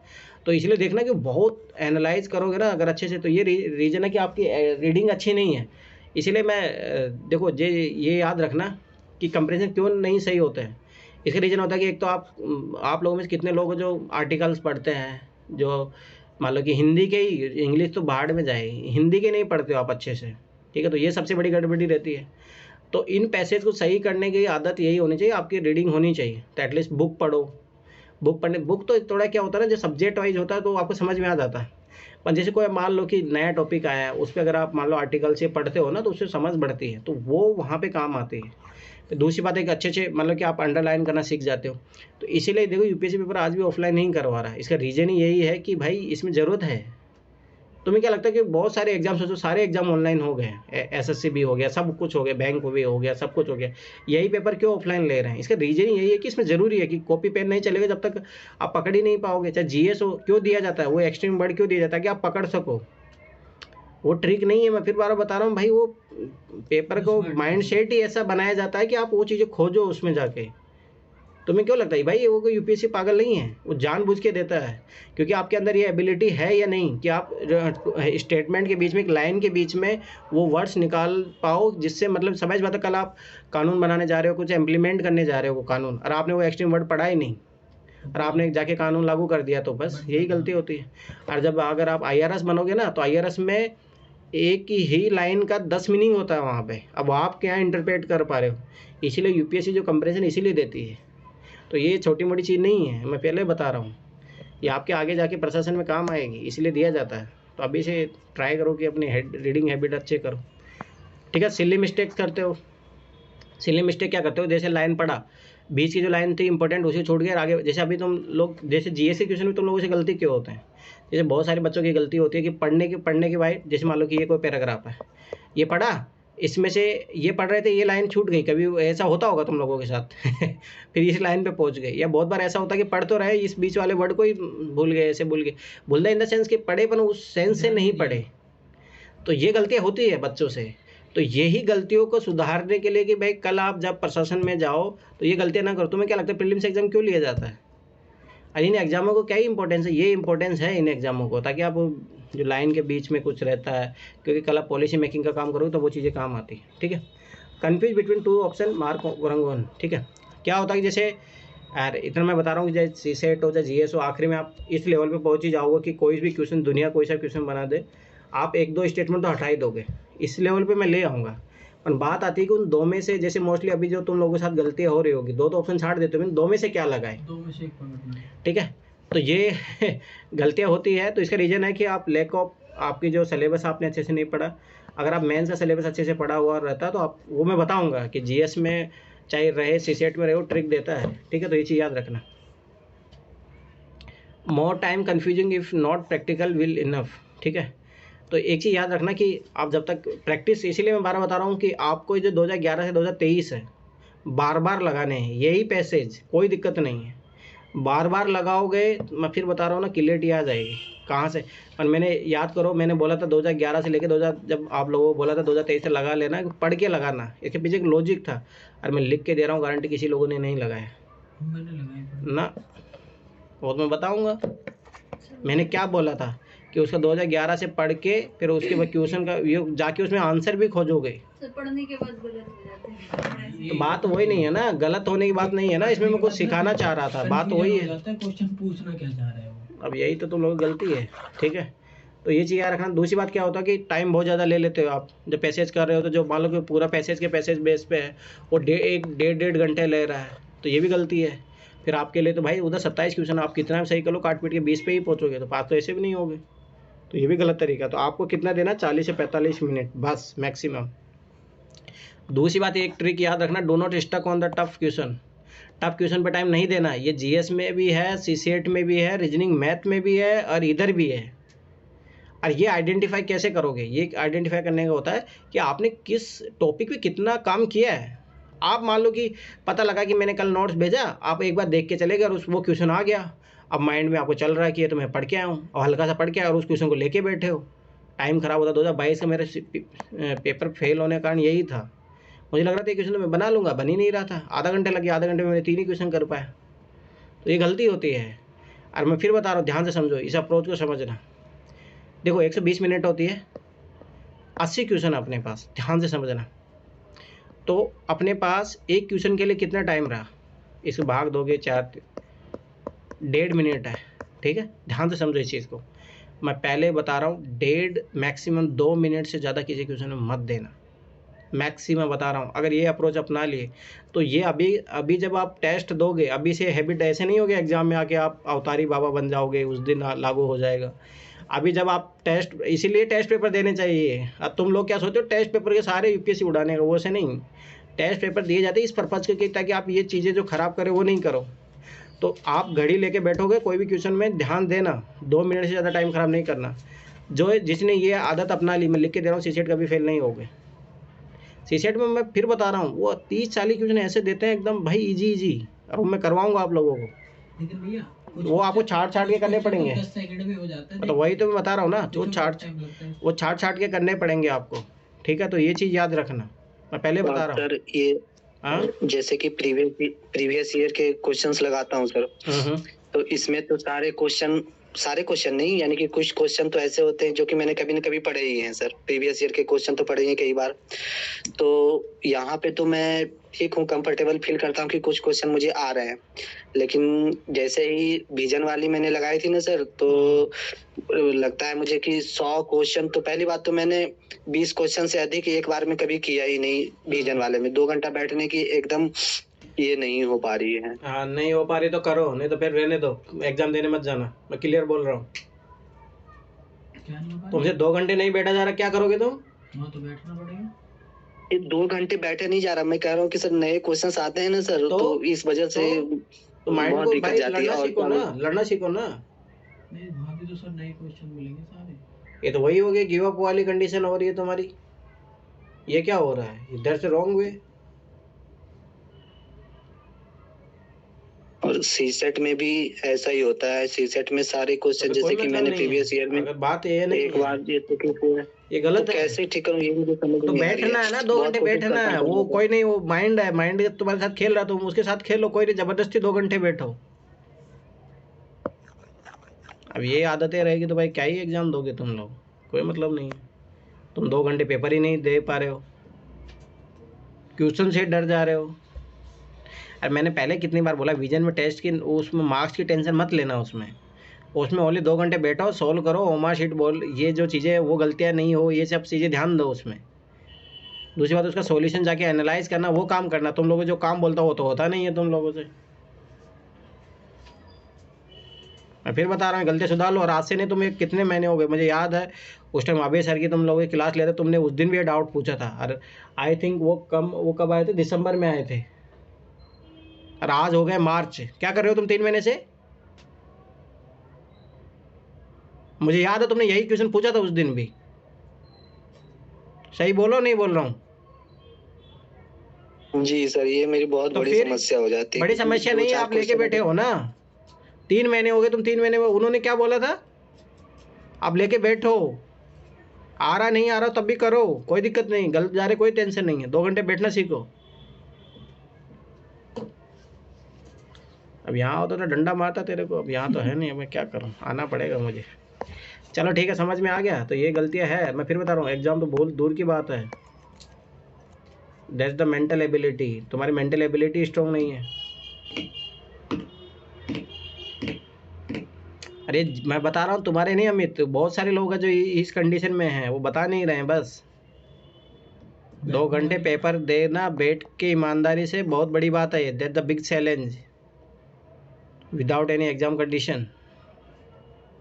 यहाँ पे लगता है कि 2 घंटे बीत नहीं रहे और एग्जामिनेशन हॉल में लगता है कि 2 घंटे पलक झपकते ही हो गए। तो वही होता है जब प्रैक्टिस नहीं करके जाओगे तो। ठीक है, चलो आगे बढ़ो। तो समझ में आ गया, 40-45 मिनट से कोई भी नहीं। अब जैसे तुम लोग कल से प्रैक्टिस करोगे 2023 वाला, 2022 जो भी करो, 40-45 मिनट में सारे पैसेज एक साथ सोल्व करोगे। ठीक है, तो ये चीज़ याद रखना, डेली का एक पेपर सोल्व करना। मैं 2011 करवाऊंगा, तुम लोग उधर से करते आना पीछे से। ठीक है, तो ये चीज़ याद रखना।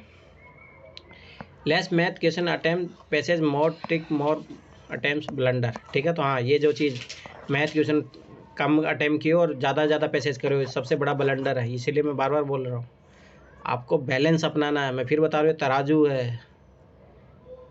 ये लोग क्या करते हैं कि इधर तो कर लेंगे 27 पैसे, यार इधर कर रहे 15 क्वेश्चन ही, 10 क्वेश्चन ही। मुझे याद है 2021 का पेपर में एक लड़का बाहर मेरे को मिला, शायद उसको पहला अटैम्प्ट था।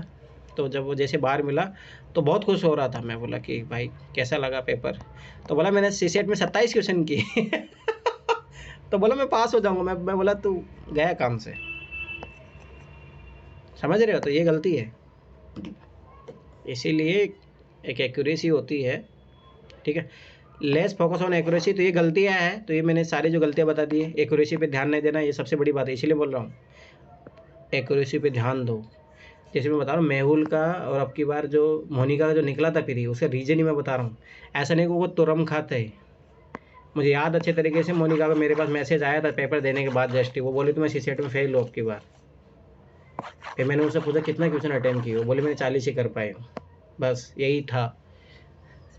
और वो मेहुल भी इसीलिए पास हुआ था। भाई मैं हकीकत बता रहा हूँ, ऐसा नहीं है कि वो पास हो गए बाय द गॉड लक। ये हकीकत में बता रहा हूँ, आप विश्वास नहीं करोगे। बहुत सारे आप टॉपरों का आपके यहाँ देखना, लिख के दे रहा हूँ मैं, गारंटी 67 से लेकर 70 के बीच में नंबर आएंगे सीसेट में। लिख के दे रहा हूँ, अभी देख लेना तो मार्कशीट 67 से लेकर 70 मार्क्स के बीच में ही आएंगे। बहुत सारे, मेजोरिटी तो इससे ज़्यादा नहीं जाएंगे, देख लेना, इससे ज़्यादा नहीं जाएंगे। मैं फिर बता रहा हूँ, अपने को भाई पास करना वो पेपर, ये चीज़ माइंड में रखो। टॉप नहीं करना सीसेट। जो तुम लोग 60 70 क्वेश्चन करो, मैं भी ये गलती करता था। मैं फिर बता रहा हूँ, जैसे स्ट्रेटेजी, ये पूरा पेपर जो यूपीएससी है भाई, पूरा स्ट्रेटेजी का है, गधा मजदूरी का नहीं है। अगर आप करना चाहते हो तो करते रहो गधा मजदूरी। और मैं लिख के बता रहा हूँ, गधा मजदूरी में कुछ भी नहीं होगा। स्ट्रेटेजी सोचो भाई। अपने को भाई सीधी सी बात है, 70 नंबर लाने हैं, 70 मतलब 100 का। तो भाई 40 क्वेश्चन, 40 से अच्छे से काट, मतलब छाट के 40 क्वेश्चन अपने को अच्छे से अटेम्प्ट करने हैं। और जो मैं याद करूँ, मैं तुम्हें बता रहा था, इसी साल का पेपर था, एक लड़का मिला था मेरे को ना, तो मेरे रूम में था वो। तो जैसे GS1 दे के बाहर निकला तो मेरे को नमस्ते किया। मैं बोला यार मैं तो नहीं जाना तुम्हें। तो बोला नहीं सर, मैं आपका टेलीग्राम के थ्रू आपसे जुड़ा हुआ हूँ। तो मैं बोला कि ठीक है। अच्छा, फिर मैंने बोला तो कंप्रेंशन वाली क्लास देखी है? ने बोला नहीं। तो वो कंप्रेंशन नहीं करके आया था। तो स्वाभाविक सी बात है, उसके 30 क्वेश्चन तो गए। तो मैंने उसको बोला कि रीजनिंग मैथ कैसी है तुम्हारी? तो मैं, वो बोला ठीक है, मतलब कर लूँगा अटैम्प्ट। तो मैंने उसको यही बोला, तुम 40 क्वेश्चन ज़्यादा अटैम्प्ट मत करना। आप सोचो मैंने उसको क्यों नहीं बोला तुम 50-50 कर लेना? मैंने बोला क्योंकि मैथ में एक्यूरेसी 40। मैंने उसको क्या ट्रिक बताया, 40 क्वेश्चन करना और प्रत्येक क्वेश्चन को तुम 3 मिनट दे सकते हो। ठीक है, सोचो तो 3 मिनट में तो आंसर आ जाता कोई से भी क्वेश्चन का। 40 क्वेश्चन ही किए थे उसने और उसका सीसेट निकल गया था, मेंस लिखा था। तो ये चीज़ समझो। मैं फिर बार बता रहा हूँ, स्ट्रेटेजी है। चाहे मोनिका ले लो, मेहुल ले लो, चाहे लड़का ले लो, गलतियाँ चाहे मेरे से भी हुई थी। मैं फिर बार बता रहा हूँ, यही गलती है, ज़्यादा क्वेश्चन करना। That's the wrong approach. Accuracy पे फोकस करो। एक्यूरेसी फोकस करने के लिए मैंने पहले बता दिया है, पैसेज के लिए मोर देन प्रैक्टिस। बार यूपीएससी पेपर को लगाओ, एनालाइज करो, फिर ऑटोमेटिक तुम समझ जाओगे कि मैं 20 क्वेश्चन करूँगा तो शायद ज़्यादा बढ़िया रहेगा मेरे लिए। क्योंकि आप ध्यान से देखना, ऑब्जर्व करना। 20 क्वेश्चन करोगे पैसेज में, तो इसमें से काट पीट के आपके 17 सही हो रहे हैं। ध्यान से समझना इस बात को। दूसरी बात, आप कर रहे हो 27 क्वेश्चन, काट पीट के आ रहे हो 17 पे, कोई मतलब नहीं है। एक तो टाइम जाएगा इसमें, दूसरी बात उल्टा नेगेटिव और हो गए। समझ रहे हो ना। इधर आप मान लो 5 कम से मान लो 10 मिनट भी आपने दिया, 7 क्वेश्चन करो 10 मिनट तो लगेगा मिनिमम, मैं बता रहा हूँ। 10 क्वेश्चन में मान लो किसी मैथ के 2 क्वेश्चनों में अपन दे लेते, रीजनिंग के 2 क्वेश्चनों में 5-5 मिनट दे लेते, तो वहाँ से 3 या 4 क्वेश्चनों का आंसर निकल के आता तो ज़्यादा फायदा रहता। तो ये ऐसे नहीं आएगा, जब आप बार बार करोगे, खुद से करोगे। मैं फिर बता रहा हूँ एक्यूरेसी की तरफ बढ़ो। एक्यूरेसी बढ़ने का तरीका यही है। दूसरा तरीका रीजनिंग मैथ में आप भाई टॉपिक फिक्स कर लो कि उस पर अच्छे से काम कर लो। जैसे मान लो मैंने वो बता दिया एनसीईआरटी के वो टॉपिक इंपॉर्टेंट है, वो तो उसको अच्छे से एनालाइज कर लो, उसको अच्छे से देख लो भाई इन टॉपिक का जो क्वेश्चन आएगा तो हम नहीं छोड़ेंगे और किसी तरह से निपट लेंगे। तो ऐसे 20 टॉपिक भी तैयार कर लो, 20 क्वेश्चन भी आ गए तो हो गया बेड़ा पार। मैं फिर बार बार बता रहा हूँ, तो ऐसे करना पड़ेगा। मैं फिर तो अगर आप लोग सोच रहे हो कि हम I am reading the entire syllabus of reasoning, entire math, no, इसमें कोई ज़रूरत है ही नहीं। और मैं जीएस का भी यही स्ट्रेटेजी बताऊंगा। मैं फिर बार बता रहा हूँ, जीएस में वैसे भी नहीं आज लगे पड़े हो आप 6 to 12 एनसीईआरटी, ठीक है एनसीईआरटी पढ़ रहे हो ठीक है, पर फिर बता दो भाई यूपीएससी क्या डिमांड है। The not important 6 to 12 all NCERT, एक line each line is not important. What is the important, क्या इंपॉर्टेंट है वो आपको आइडेंटिफाई करना पड़ेगा। अगर आप आइडेंटिफाई नहीं कर रहे हो, पढ़े जा रहे हो, जैसे नितिन सिंघानिया रट रहे हो 4-5 बार, लक्ष्मीकांत 4-5 बार रट रहे हो, ये गधा मजदूरी है। इस एग्ज़ाम की स्ट्रेटेजी में फिर बता रहा हूँ, अगर ठीक है एक आध बार पढ़ना चाहिए, थोड़ा बहुत आइडिया होना चाहिए, पर इसका मतलब ये नहीं है कि अब आखिरी टाइम में भी आप लक्ष्मीकांत में 10 दिन दे रहे हो, 15 दिन दे रहे हो, ये महामूर्खता। मैं फिर बार बता रहा हूँ भाई, इंपॉर्टेंट क्या यूपीएससी जाके क्वेश्चन जाके देखो। और मैं गारंटी बता रहा हूँ, कोई लक्ष्मीकांत पढ़ के मुझे, मैं देखो आप में फिर विश्वास करो, लगभग मैं 2019 से 2017 से मैं खुद एग्जाम इस प्रिपरेशन से मुझे जुड़े हुए आज 15 साल हो गए। मुझे याद अच्छे तरीके से, मैं कॉलेज टाइम से जुड़ा हुआ हूँ, ठीक है। दूसरी बात 2019 में बच्चों को मैं गाइड कर रहा हूँ। मैं आखिर बताऊँ 2021 की बात बताता हूँ। मोनिका ने लक्ष्मीकांत पढ़ी हुई थी 5-6-7 बार, 10 बार, इससे ज़्यादा ही पढ़ी है। अब मैं बता रहा हूँ हकीकत, 2021 पॉलिटी के क्वेश्चन मान लो 10 क्वेश्चन आए थे तो उसे 3-4 क्वेश्चन ही बने थे। भाई ये चीज़ समझो आप, गारंटी साथ बता रहा हूँ। मेरी जो अप्रोच अपनाओगे ना 5-6 क्वेश्चन तो वैसे ही पहुँच जाओगे और उसमें इतना भी नहीं करने की ज़रूरत है। तो इसलिए मैं फिर बार बता रहा हूँ भाई, यूपीएससी के लिए लक्ष्मीकांत इज नॉट इम्पोर्टेंट। आप ये चीज़ सोचो यूपीएससी क्या, आप किस चीज़ पे ध्यान दे रहे हो, कहाँ से क्वेश्चन बना रही है, उसका क्या मतलब पर्पज़ है।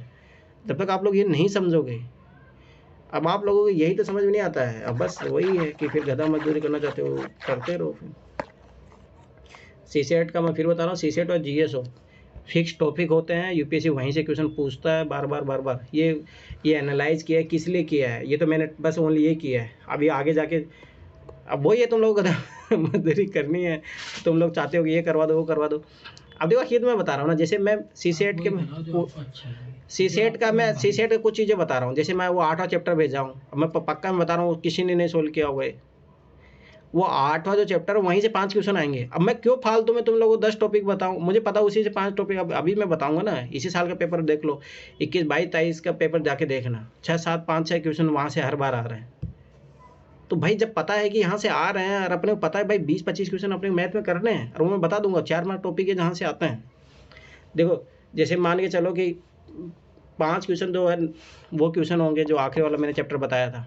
मैं फिर बता रहा हूँ मिनिमम 5 क्वेश्चन आएंगे वहाँ से, ठीक है। डाटा सफिशिएंसी वाले 5 क्वेश्चन हो गए, नंबर सिस्टम हो गया, नंबर सिस्टम से आपकी बार 35 क्वेश्चन आए थे नंबर सिस्टम से, 35 तो 10 क्वेश्चन तो मान के चलो 20 क्वेश्चन तो यही हो गए। 3 ही चैप्टर, 3 चैप्टर भी नहीं हुए तो 2 ही चैप्टर हो गए।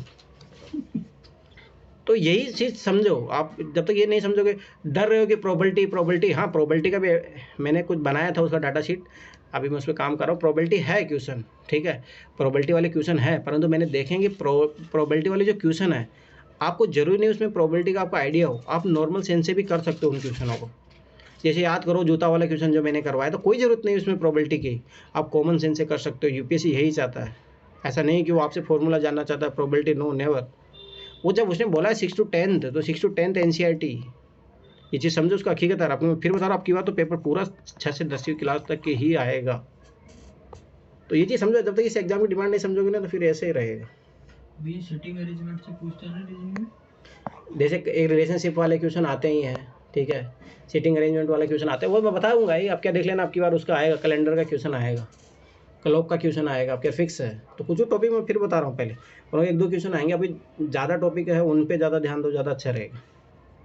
चलो ठीक है, इंस्ट्रक्शन देखो आप कुछ चीज़ें फिर मैं बता रहा हूँ। सीसेट में ये चीज़ याद रखना है, एक्यूरेसी। क्योंकि सीसेट में एक्यूरेसी में क्यों बार बार बता रहा हूँ, क्यों रीजनिंग मैथ के क्वेश्चन का आंसर आ जाता है। जीएस में इसलिए अपने को ज़्यादा क्वेश्चन अटेम्प्ट करने पड़ते हैं, वहाँ थोड़ा श्योरिटी नहीं रहता है, और उस श्योरिटी के पर्पज भी पहुँच सकते हो अगर आप ट्रिक अच्छे से लगा सकते हो तो। वो उसमें मैं बताऊंगा आखिरी टाइम में बताऊंगा कि किस लेवल पे आप पहुँचे और तो उसमें कितने क्वेश्चन अटेम्प्ट करने चाहिए, अभी नहीं बताऊंगा मैं। अभी तो आप 100 क्वेश्चन करो, ठीक। चलो देखो, एक आता है कॉलरली या लॉजिकली, मतलब पूछता है कि इसका क्या निष्कर्ष है, क्या है, ठीक है। तो याद रखना कि इस टाइप पे जो रहता है उसका answer situation is the result of other situation, ठीक है।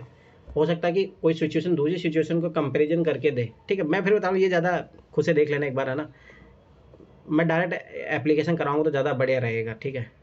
आप चीज़ें कुछ और देख लो। देखो, सबसे जो की है प्रैक्टिस और एप्लीकेशन ऑफ दिस टिप्स की, मतलब जो भी ये ट्रिप मैं बताऊंगा इनको अप्लाई करो। इसलिए मैं बार बता रहा हूँ, बार कंपैरिजन करना है, बार करना है।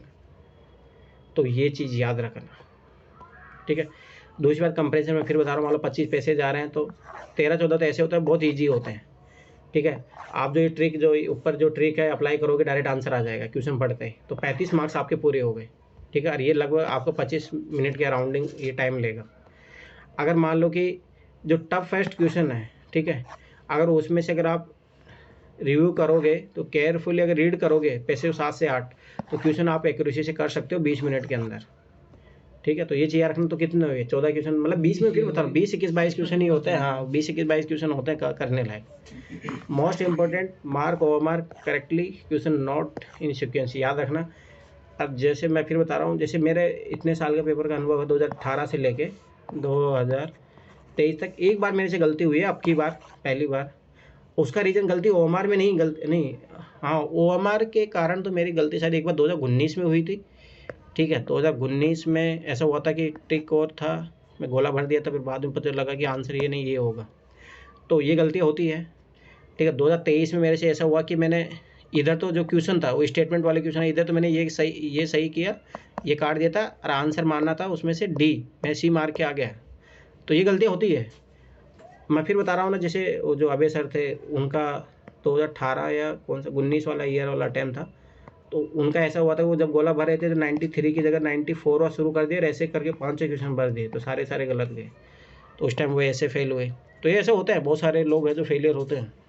तो ये चीज़ों के लिए बचने के लिए घर पे बैठ के 2 घंटे टेस्ट लगाओ। अमित, मैं फिर बता रहा हूँ ना, ये गड़बड़ी होगी, इन्हीं गड़बड़ी से बचना है, इसीलिए ओएमआर शीट के साथ पेपर लेके बैठ के सोल्व करो।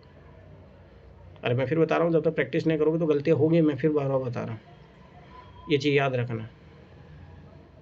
चलो ठीक है, एक बार फटाफट देख लो। और मतलब ये किस टाइप के क्वेश्चन आते हैं, अजम्पशन वाले आते हैं, लॉजिकल, रैशनल, बेसिक्स, ठीक है। Accept as the true ever not stated well. अगर जब तक आप पैसेज में नहीं दिया हो तब तक उसको गलत नहीं मानोगे, पैसेज में दिया है तभी सही मानना है, ठीक है। तो ये पढ़ना पड़ता है, कुछ नहीं अपन डायरेक्ट तरीका अपनाएंगे। मैसेज लॉजिकल कैसे दे रहा है, रैशनल दे रहा है, क्रिटिकल दे रहा है, इम्प्लीकेशन पूछता है, इंपॉर्टेंट इसेंशियल है, सजेस्टेड इफेक्ट इन इन्फेरेंस पूछता है, करेक्ट लॉजिक पूछता है, क्रूशियल, रैशनल, ये सब एक ही तरीका होता है। देखो मैं डिफरेंट टीचर का मैंने देखा है कंप्रेंशन का। जैसे कुछ टीचर बोलते हैं कि नहीं भाई जो ये वर्ड्स लिखे रहते हैं उसके अकॉर्डिंग आंसर आते हैं, पर रियलिटी में तो मैं भी देखा हूँ कि कोई ज़रूरी नहीं है। आप इन वर्ड्स पे ध्यान भी, मैं आखिर बता रहा हूँ ना, लिख के दे रहा हूँ, जितने पैसे जाते हैं ना, वो उसका मीनिंग भी नहीं पता होता क्या पूछ रहा होता, भाड़ में जाए, उससे मतलब नहीं, अपने को आंसर पहुँचना है, अपने को विद्वान नहीं बनना। मैं फिर बार बता रहा हूँ चीज़ का, नहीं तो इतना ज़्यादा वो उसमें नहीं जाना है, सीधी सी बात है आंसर पहुँचना। तो अपन एक्सट्रीम वर्ड ये सारी चीज़ें सीखेंगे। पैसे टाइप क्या होता है, इन्वायरमेंट रिलेटेड होते हैं, ठीक है, कंजर्वेशन हो गया, ठीक है, बायोडाइवर्सिटी रिलेटेड हो गया। तो ये टॉपिक वाइज भी थोड़ा ध्यान रखा करो।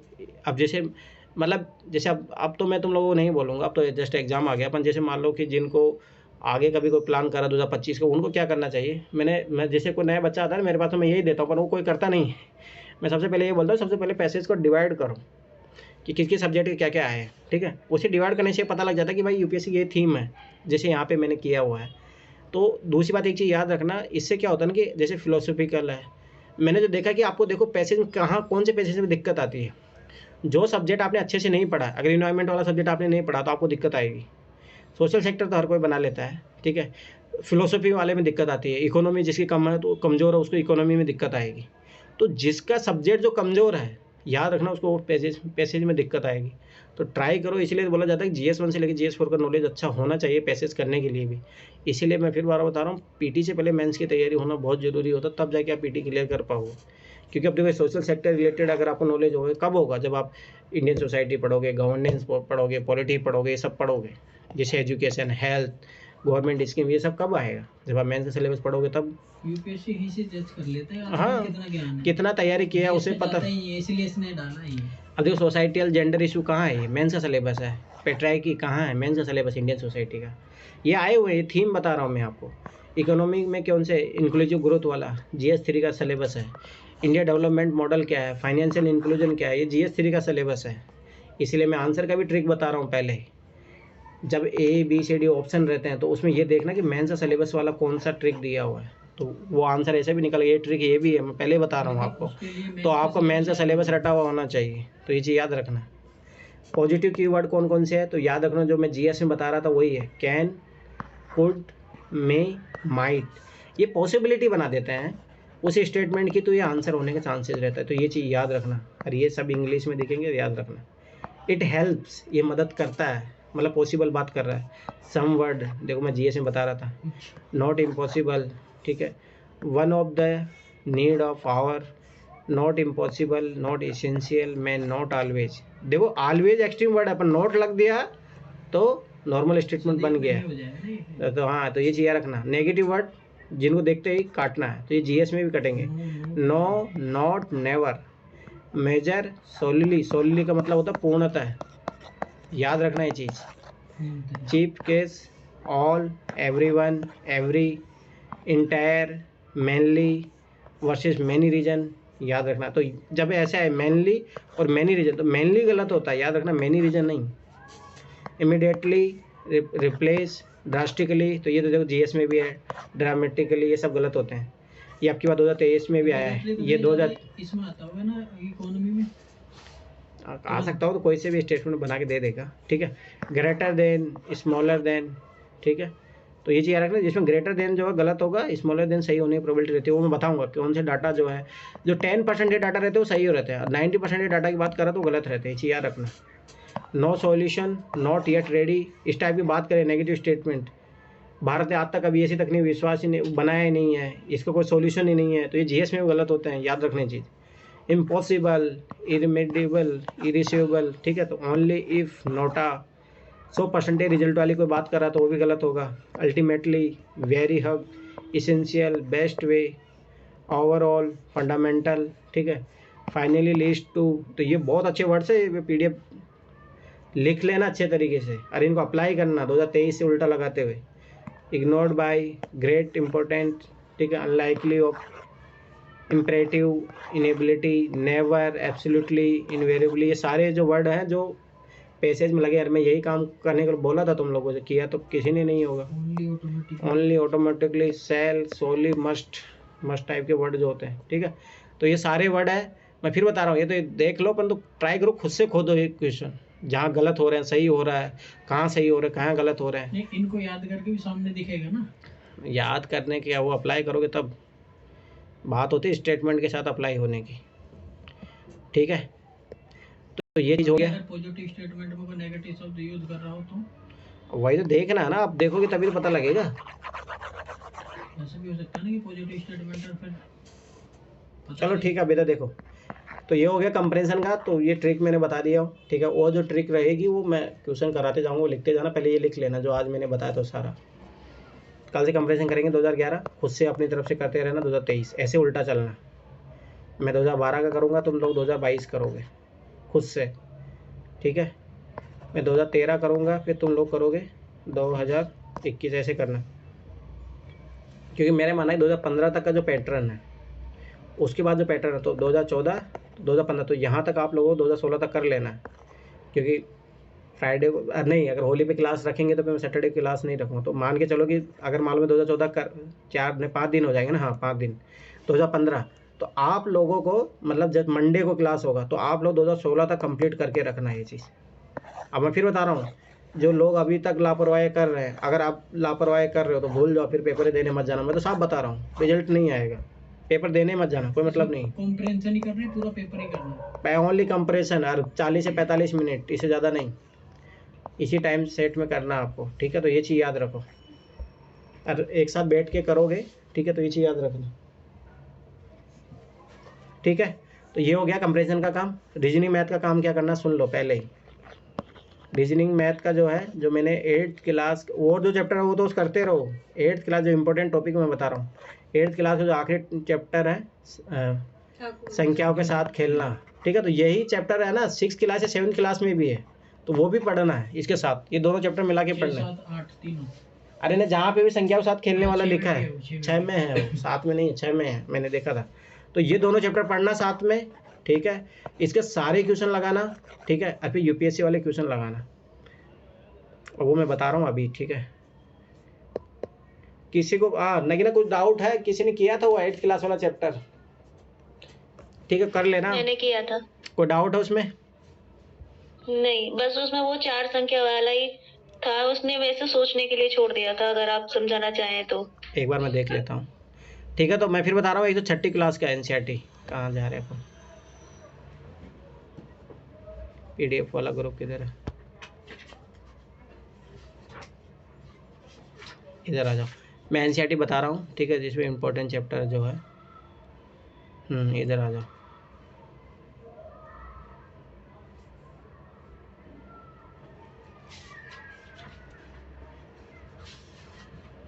और जीएस का भी मैं कुछ कुछ काम दूंगा, ठीक है। तो वो आज से करना शुरू कर दो। इसमें तो था नहीं, तो ये तो 8वीं क्लास का चैप्टर है, आखिरी इधर है, वो 6ठी क्लास में है। एक बार मैं बता देता हूँ, ठीक है। तो ये मैथ का काम है, कल पहले बता रहा हूँ, कल का काम है ये। 5 क्वेश्चन आएंगे, मैं पहले बता रहा हूँ। तो ये डेली तो ऐसे टारगेट मिलते रहेंगे, तो इन टॉपिकों पे काम करना, तो अपना सब कुछ चलता रहेगा।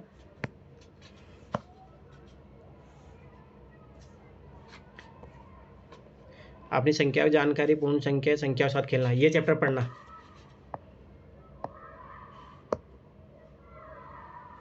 कहाँ गया?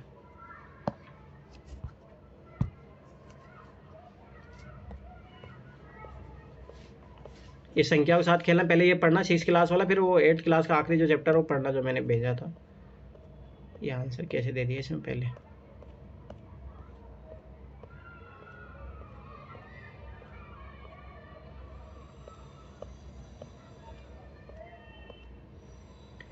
ठीक है, संख्याओं के साथ खेलना, ठीक है। तो ये पढ़ना पहले, फिर वो 8th क्लास का चैप्टर पढ़ना। 7th क्लास में तो है नहीं ये, ठीक है, एक बार देख लेते हैं फिर भी, ठीक है। तो ये याद रखना, ये चैप्टर पढ़ना। और अभी मैं बताऊँगा फिर कौन से क्वेश्चन करने हैं, क्या है वो मैं अभी बताता हूँ। 7th क्लास देख लो।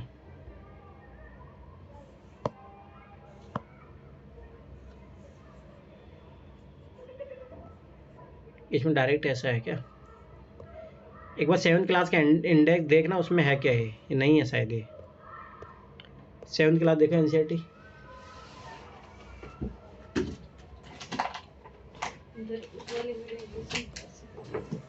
उसमें देखो संख्या के साथ खेलने वाले चैप्टर नहीं है शायद, मैंने देखा था। नहीं, ऊपर देखो, नहीं होगा संख्या के साथ खेलना, ठीक है। तो वो दोनों चैप्टर पढ़ना, ठीक है। तो उनके सारे क्वेश्चन करना, फिर मैं बता रहा हूँ यूपीएससी कौन से क्वेश्चन करने हैं तुम लोगों को। 2018 से 17 से आना शुरू हो गए थे वो उस टाइप के क्वेश्चन। आज रिद्धि ने भेजा है ना पेपर, में खोल के बताता हूँ फटाफट। इधर भी भेजा हूँ, इधर नहीं भेजा क्या अभी पेपर? इधर नहीं भेजा।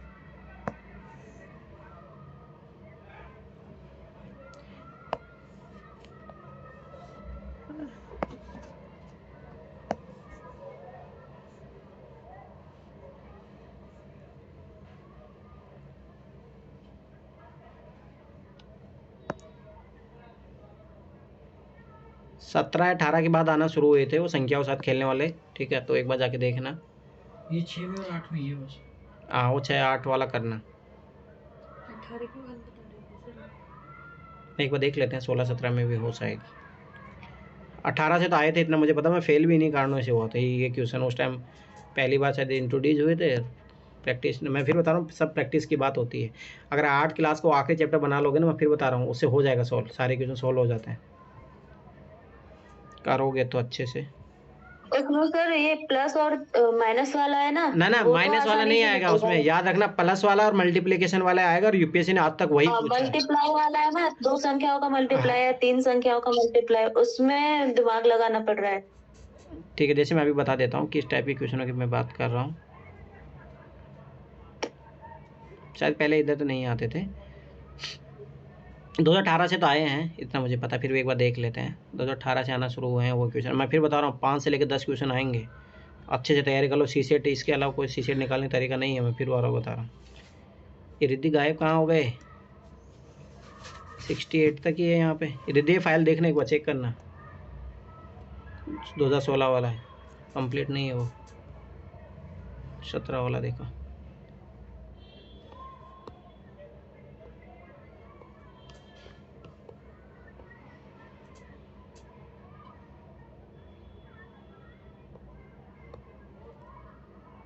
मैं फिर बताऊँ, बहुत इंपॉर्टेंट है और वो आएंगे क्वेश्चन। अरे इस टाइप के क्वेश्चन, ये 90 नंबर के जो क्वेश्चन है ना, इस टाइप के क्वेश्चन देख लेना, आपकी बार बहुत मिलेंगे आपको।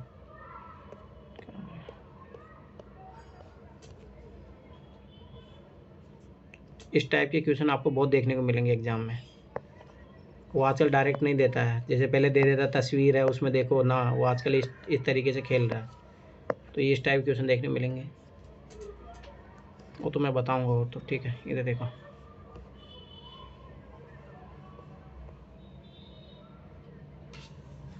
ये खतन वाले निष्कर्ष वाले क्वेश्चन मिलेंगे आपको बहुत सारे। मैं फिर बता रहा हूँ, यूपीएससी पैटर्न भूल जाओ, अब नया पैटर्न से क्वेश्चन आएंगे, ये चीज़ याद रख लो। आप सोच रहे हो कि 17-18 उस टाइप के दौर तक आते थे, नहीं, पेपर नया बनेंगे, मैं पहले बता रहा हूँ।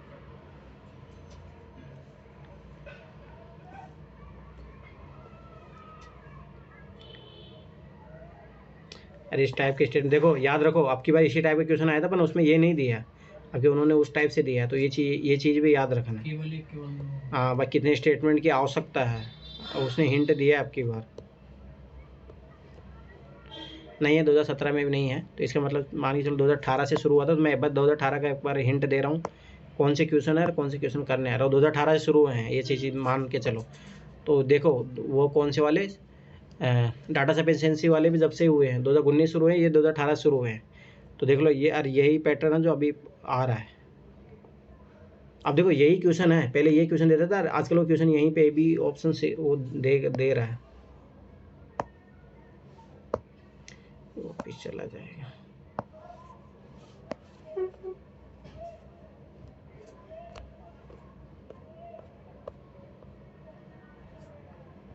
ठीक, अब देखना कौन से क्वेश्चन है इसमें। तो एक आध दो क्वेश्चन ही दिया था वो, उसके बाद में शुरू हुआ था वो। ये इस टाइप के कोड वाले क्वेश्चन, ये रीजनिंग वाले टॉपिक है, ठीक है, ये मत मानना उन क्वेश्चनों को, ये रीजनिंग वाले हैं।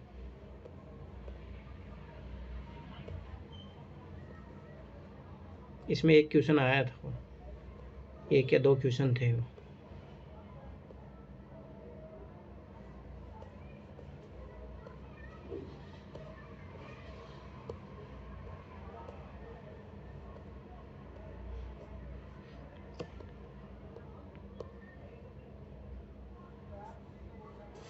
आया था, एक बार देखना पड़ेगा अच्छे से।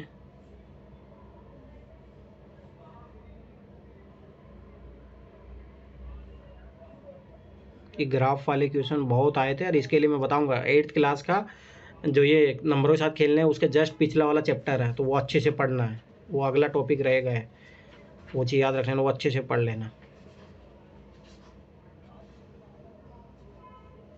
आलेखों से परिचय, आलेखों से परिचय, वो बहुत इंपॉर्टेंट चैप्टर है, मैं पहले बता रहा हूँ। कहाँ गया वो क्वेश्चन? आया था 2018 में एक क्वेश्चन।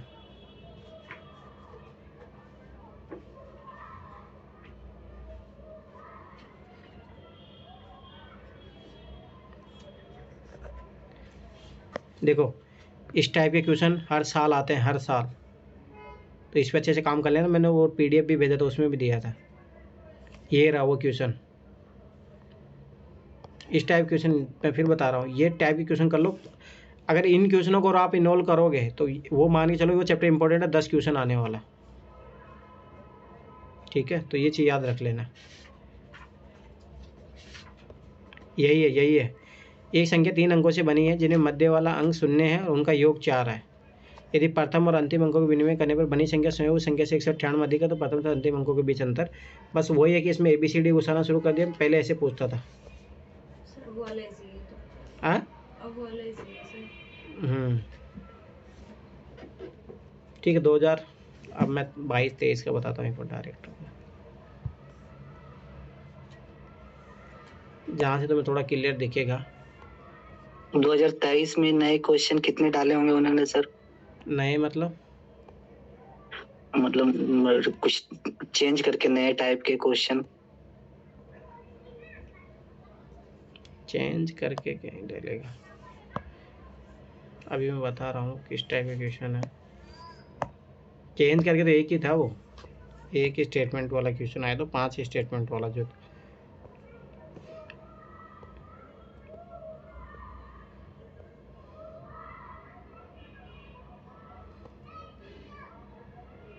ये सब क्वेश्चन सोल्व हो जाएंगे। देखो जो आखिरी वाला चैप्टर है ना, उससे ये क्वेश्चन सोल्व होंगे, ये वाला क्वेश्चन भी सोल्व हो जाएगा। उसमें विस्तारित रूप भी सिखाया है उसने। 8वीं क्लास को आखिरी चैप्टर बहुत इंपॉर्टेंट है, ये क्वेश्चन सोल्व हो जाएगा वहाँ से। ठीक है, अभी मैं बताता हूँ, इसमें आया था ये रहा। आ जाओ, शुरू हो जाओ। 2020 से शुरू, 2018 वाले में नहीं है, 18 वाले में एक आध है वो। ये देखो ये है शुरुआत इस टाइप के क्वेश्चन के। 2020 का है ये शुरुआत। क्वेश्चन क्लियर नहीं दिख रहा। ये देखो ना, नहीं दिख रहा क्या? ये 16 नंबर क्वेश्चन है, देख लेना 16 नंबर। ठीक है, तो ये शुरुआत है। और आपकी बात सोचो 5 क्वेश्चन आए थे 2023 में, और मैं फिर बता रहा हूँ 10 क्वेश्चन भी पहुँच सकते हैं ये। और मिनिमम 5 तो मान के चलो, मिनिमम 5 मान के चलो, मैं पहले बता रहा हूँ।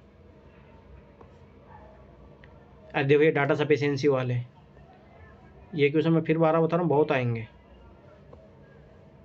डाटा सफिशिएंसी से मान के चलो 10 क्वेश्चन आने की प्रोबेबिलिटी है आपकी बार, क्योंकि वो इजी टॉपिक को डाटा सफिशिएंसी में डाल रहा है, तो ये चीज़ याद रखना। तो डाटा सफिशिएंसी का फिर मैं बता रहा हूँ, इसको बढ़ेगा। ये देखो ये रहा दूसरा क्वेश्चन, देखते जाओ। अब ये 2020 का है, 2021-22 धीरे धीरे वेटेज बढ़ा है डाटा सफिशिएंसी की तरह। तो ये भी 2000 एक बार 19 वाला पेपर देख लेना, उसमें अगर एक आध मिल जाए तो इस टाइप का क्वेश्चन जो मैंने बताया है। ये संख्याओं के साथ खेलने वाला था, 48 नंबर। हाँ, संख्याओं के साथ खेलने वाला चैप्टर से है वो।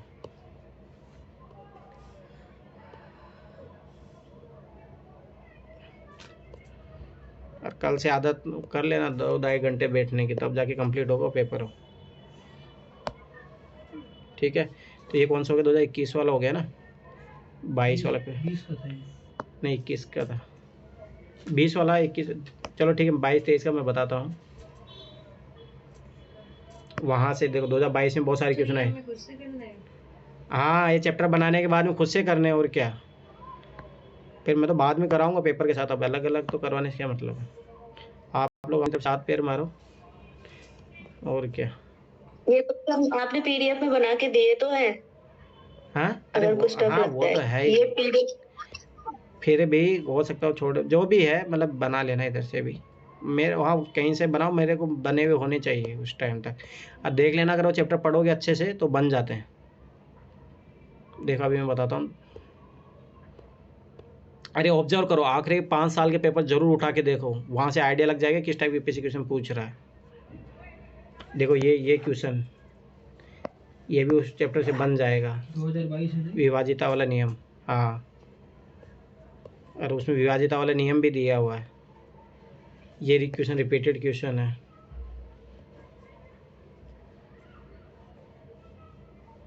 देखो अभी आएंगे, यहाँ से शुरू होंगे वो क्वेश्चन। रिलेशनशिप वाले क्वेश्चन। अब देखो ये डाटा सफिशिएंसी वाले में फिर बार होता है, डाटा सफिशिएंसी बहुत इंपॉर्टेंट है। 5 से 10 क्वेश्चन मान के चलो आप। ये देखो ये सब डाटा सफिशिएंसी वाले हैं। और मैं फिर बता रहा हूँ, वो क्वेश्चन करने का तरीका है, बस ये चीज़ याद रख लेना। देखो ये रहा, ये भी उसी तरीके से क्वेश्चन है, और अब की बार भी इस तरीके से आया था। ये भागफल वाले नंबर सिस्टम के क्वेश्चन है सब।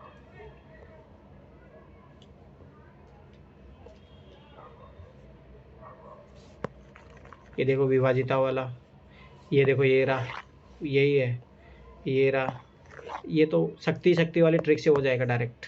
ये तो ये चीज़ याद रखना, शक्ति वाली ट्रिक से हो जाएगा। ये देखो जो 8th क्लास का जो आखिरी चैप्टर है संख्या साथ, वो ग्राफिक्स वाला है, उससे है ये क्वेश्चन। अगर उस चैप्टर को अच्छे से कर लोगे तो 3-4 क्वेश्चन उसका भी मान के चलो। 2018 में तो 17-18 क्वेश्चन है। हाँ, ये देखो ये कितनी बार रिपीट हुआ, हर साल रिपीट हो रहा है। ये क्वेश्चन भी उसी से ही है।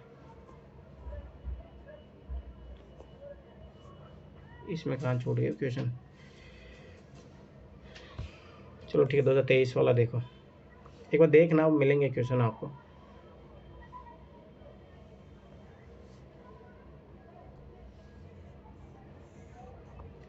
दो 2023 में तो बहुत सारे आए हैं।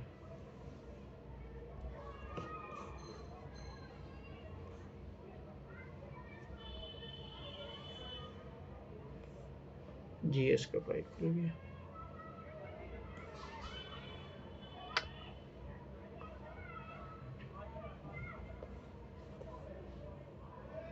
और मैं फिर बता रहा हूँ, उस चैप्टर को पढ़ना, उसके बाद बनेंगे ऐसे तो कुछ भी आइडिया नहीं लगेगा। उसमें बहुत अच्छे से दिया, एक्सप्लेन किया एकदम अच्छे तरीके से। वो चैप्टर को अच्छे से पढ़ना है। क्या होता है, उल्टा देखते हैं।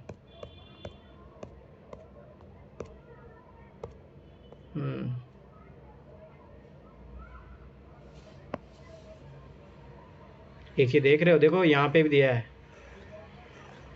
ये नया पैटर्न में। मैं फिर बता रहा हूँ, वो मुझे दिखाना भी था ना। एक क्वेश्चन ये देखो नया पैटर्न में, पॉसिबिलिटी नहीं कि यहाँ से क्वेश्चन आए। आप देख लो। अगली बार मैं फिर बता रहा हूँ, 2024 में रेडी हो जाओ। तो जीएस में किया हो, इधर भी किया है, करेगा, देख लेना। मैं पहले बता रहा हूँ। हाँ मतलब 24 में करेगा तो 23 में तो हिंट दे दिया। देखो एक क्वेश्चन ये रहा, वो संख्याओं के साथ खेलने वाला। ठीक है, आगे देखो।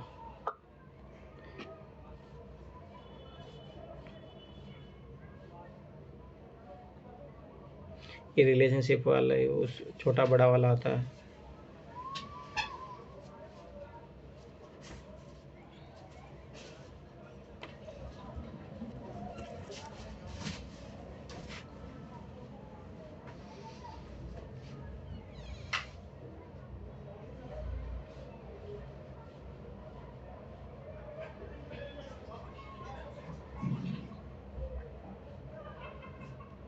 ये संख्या के साथ खेलने वाला ये बहुत दिया ना, पहले भी पूछा हुआ क्वेश्चन है। तो अपन उधर से देखो, ये रहा संख्या के साथ खेलने वाला, ये जोड़ वाला है।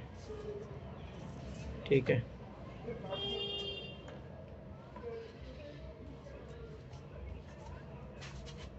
ये एक मिनट, ये रहा, देखो नए पैटर्न से क्वेश्चन।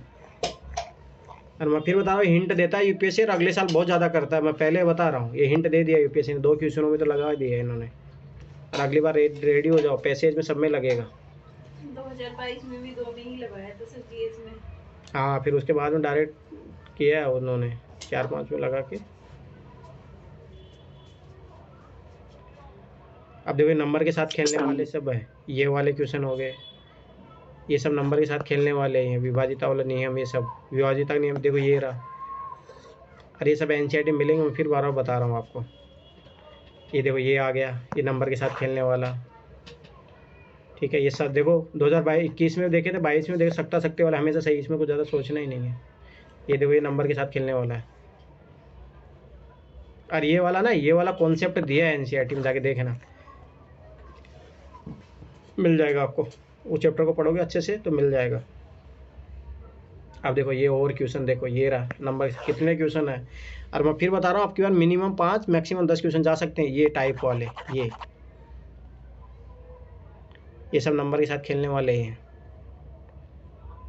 तो ये चीज़ याद रखना, पहले रेडी हो जाओ। ठीक है, तो ये बता दिया मैंने। ठीक है, तो ये तो हो गया सीसेट का काम। जीएस का काम लिख लो, क्या करना है सब।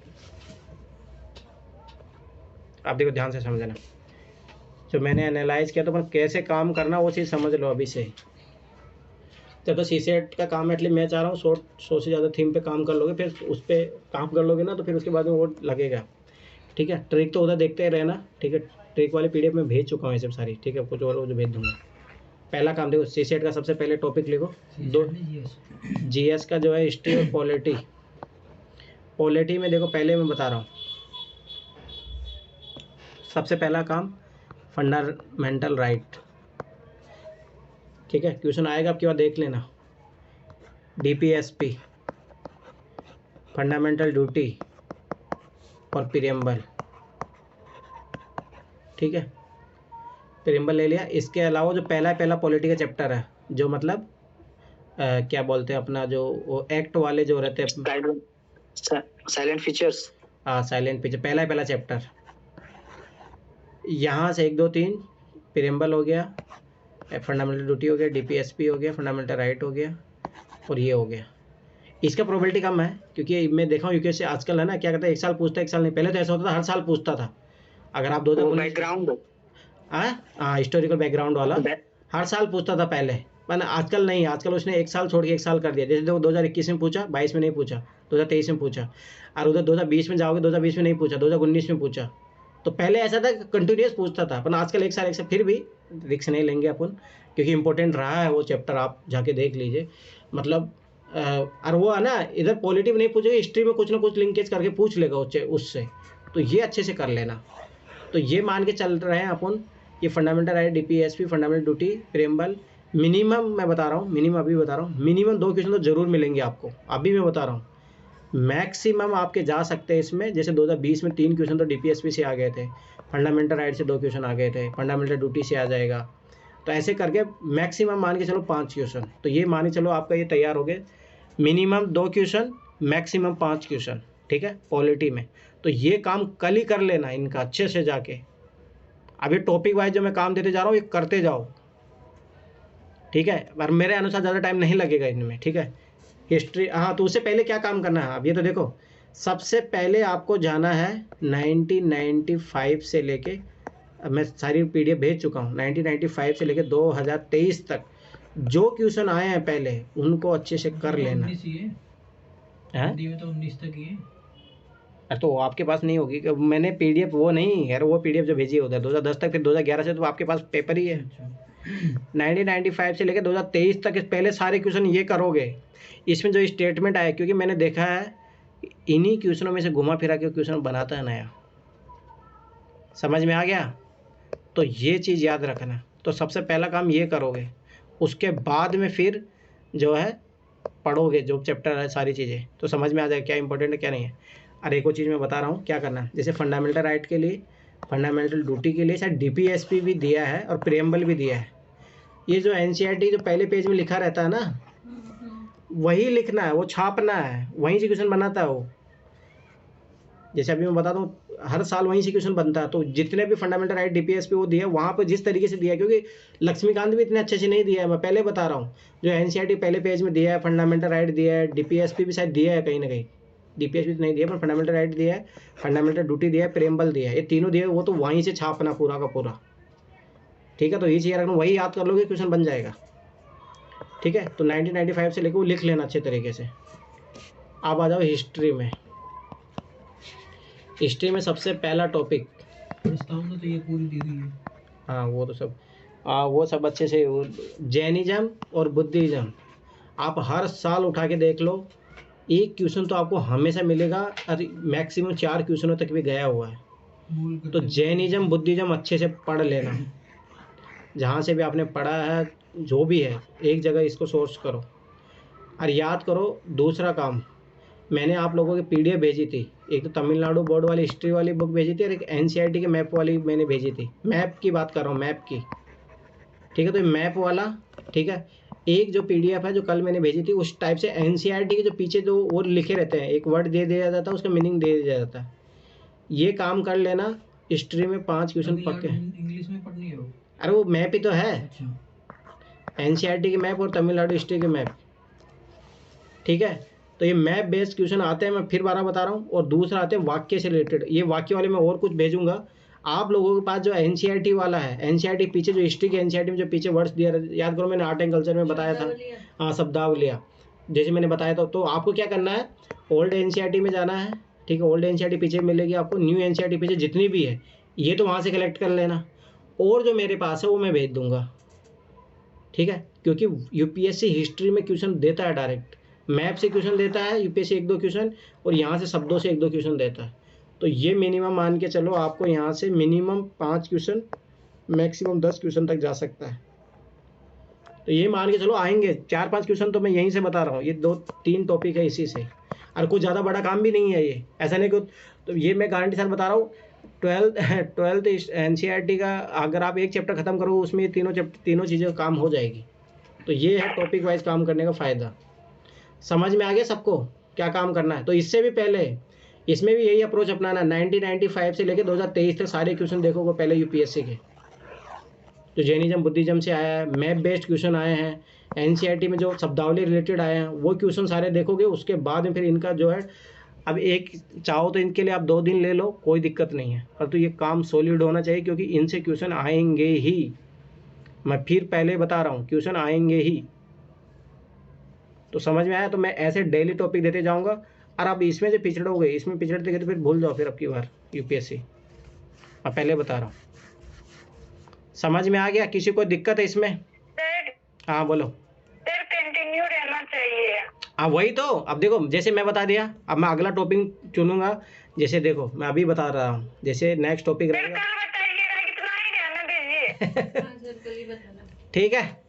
तो समझ में आ गया ना? तो ये टॉपिक है जो क्वेश्चन आएंगे, मैं पहले बता रहा हूँ 2024 में पेपर में, आप देख लेना। अरे अभी से मैं बता रहा हूँ, करंट अफेयर के पहले अपन स्टैटिक टॉपिक, नहीं पढ़ेंगे ना डांटिएगा। तो मैं डंडा लेके आऊंगा। हाँ सर, नहीं तो हम लोग ऐसे पढ़ने वाले भी नहीं है, नहीं तो सर कंटिन्यू रहना चाहिए। कोई भी शेड्यूल ऐसे पढ़ने में मन नहीं लगता। ये इम्पोर्टेंट है, ये काम तो आप छोड़ जो, अगर आपने मान लो ठीक है एनसीईआरटी पे कैसे लप्पे वप्पे में पढ़ी है, कोई दिक्कत नहीं, और अब ये काम छोड़ा तो फिर भूल जाओ, फिर सिलेक्शन में फिर बताओ पेपर देने मत जाना अगर ये काम नहीं कर रहे हो तो आप। और मैं फिर बता रहा हूँ, बहुत ईजी काम है, और ये आराम से कर सकते हो। एक तो क्या करना, देखो सोचो एनसीईआरटी मैंने सीसेट, ये तो जीएस का काम, सीसेट पे क्या काम दिया है, उसमें भी कोई ठीक है 2 चैप्टर पढ़ने हैं, और उस चैप्टर पे आधारित मेरे के अनुसार आपको 10 क्वेश्चन भी नहीं मिलेंगे, 10-12 क्वेश्चन मिलेंगे, वो बनाने हैं बस। और उसके बाद में कंप्रेंशन बनाना। मेरा मोटा मोटा मान के चलो कि 4 घंटे आप मेरे को दो दिन में, तो हो जाएगा 4 से 5 घंटे, और अपना पढ़ते रहो जो भी पढ़ रहे हो। यानी ये जो ज़्यादा काम इफेक्टिव चीज़ है, मैं पहले बता रहा हूँ, ये इफेक्टिव चीज़ है, डायरेक्ट मतलब हिट करेगा। ठीक है, समझ में आ गया? किसी को डाउट? सारा काम समझा दिया। कल से कंपैरिजन की क्लास लगेगी, और आखिरी में बस ऐसे टॉपिक बताते जाऊंगा। ठीक है, किसी कुछ बोलना है?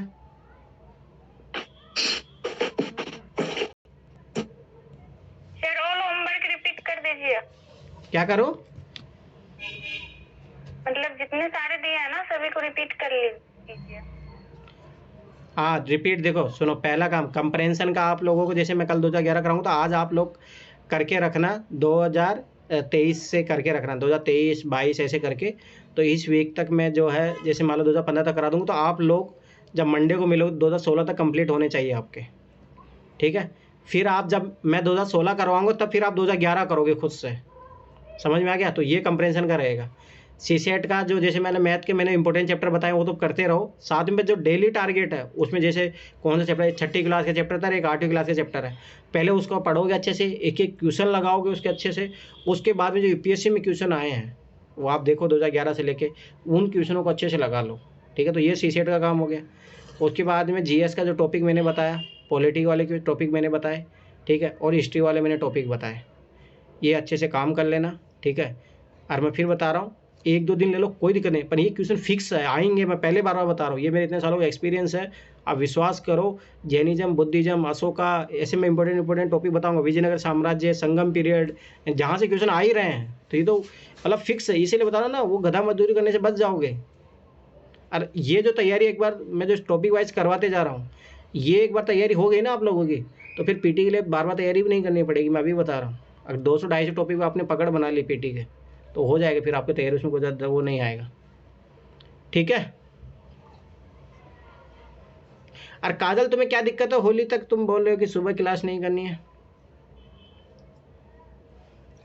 सर वो थोड़ा इशू है मॉर्निंग का भी, तो होली की बात कर लेना। चलो ठीक है, तो फिर होली की बात करेंगे, रेडी हो जाना। 3 दिन रहे सर, उसके बाद आराम से कर लेना आप। चलो ठीक है फिर, है ना? चलो ठीक है, बाय बाय, गुड नाइट।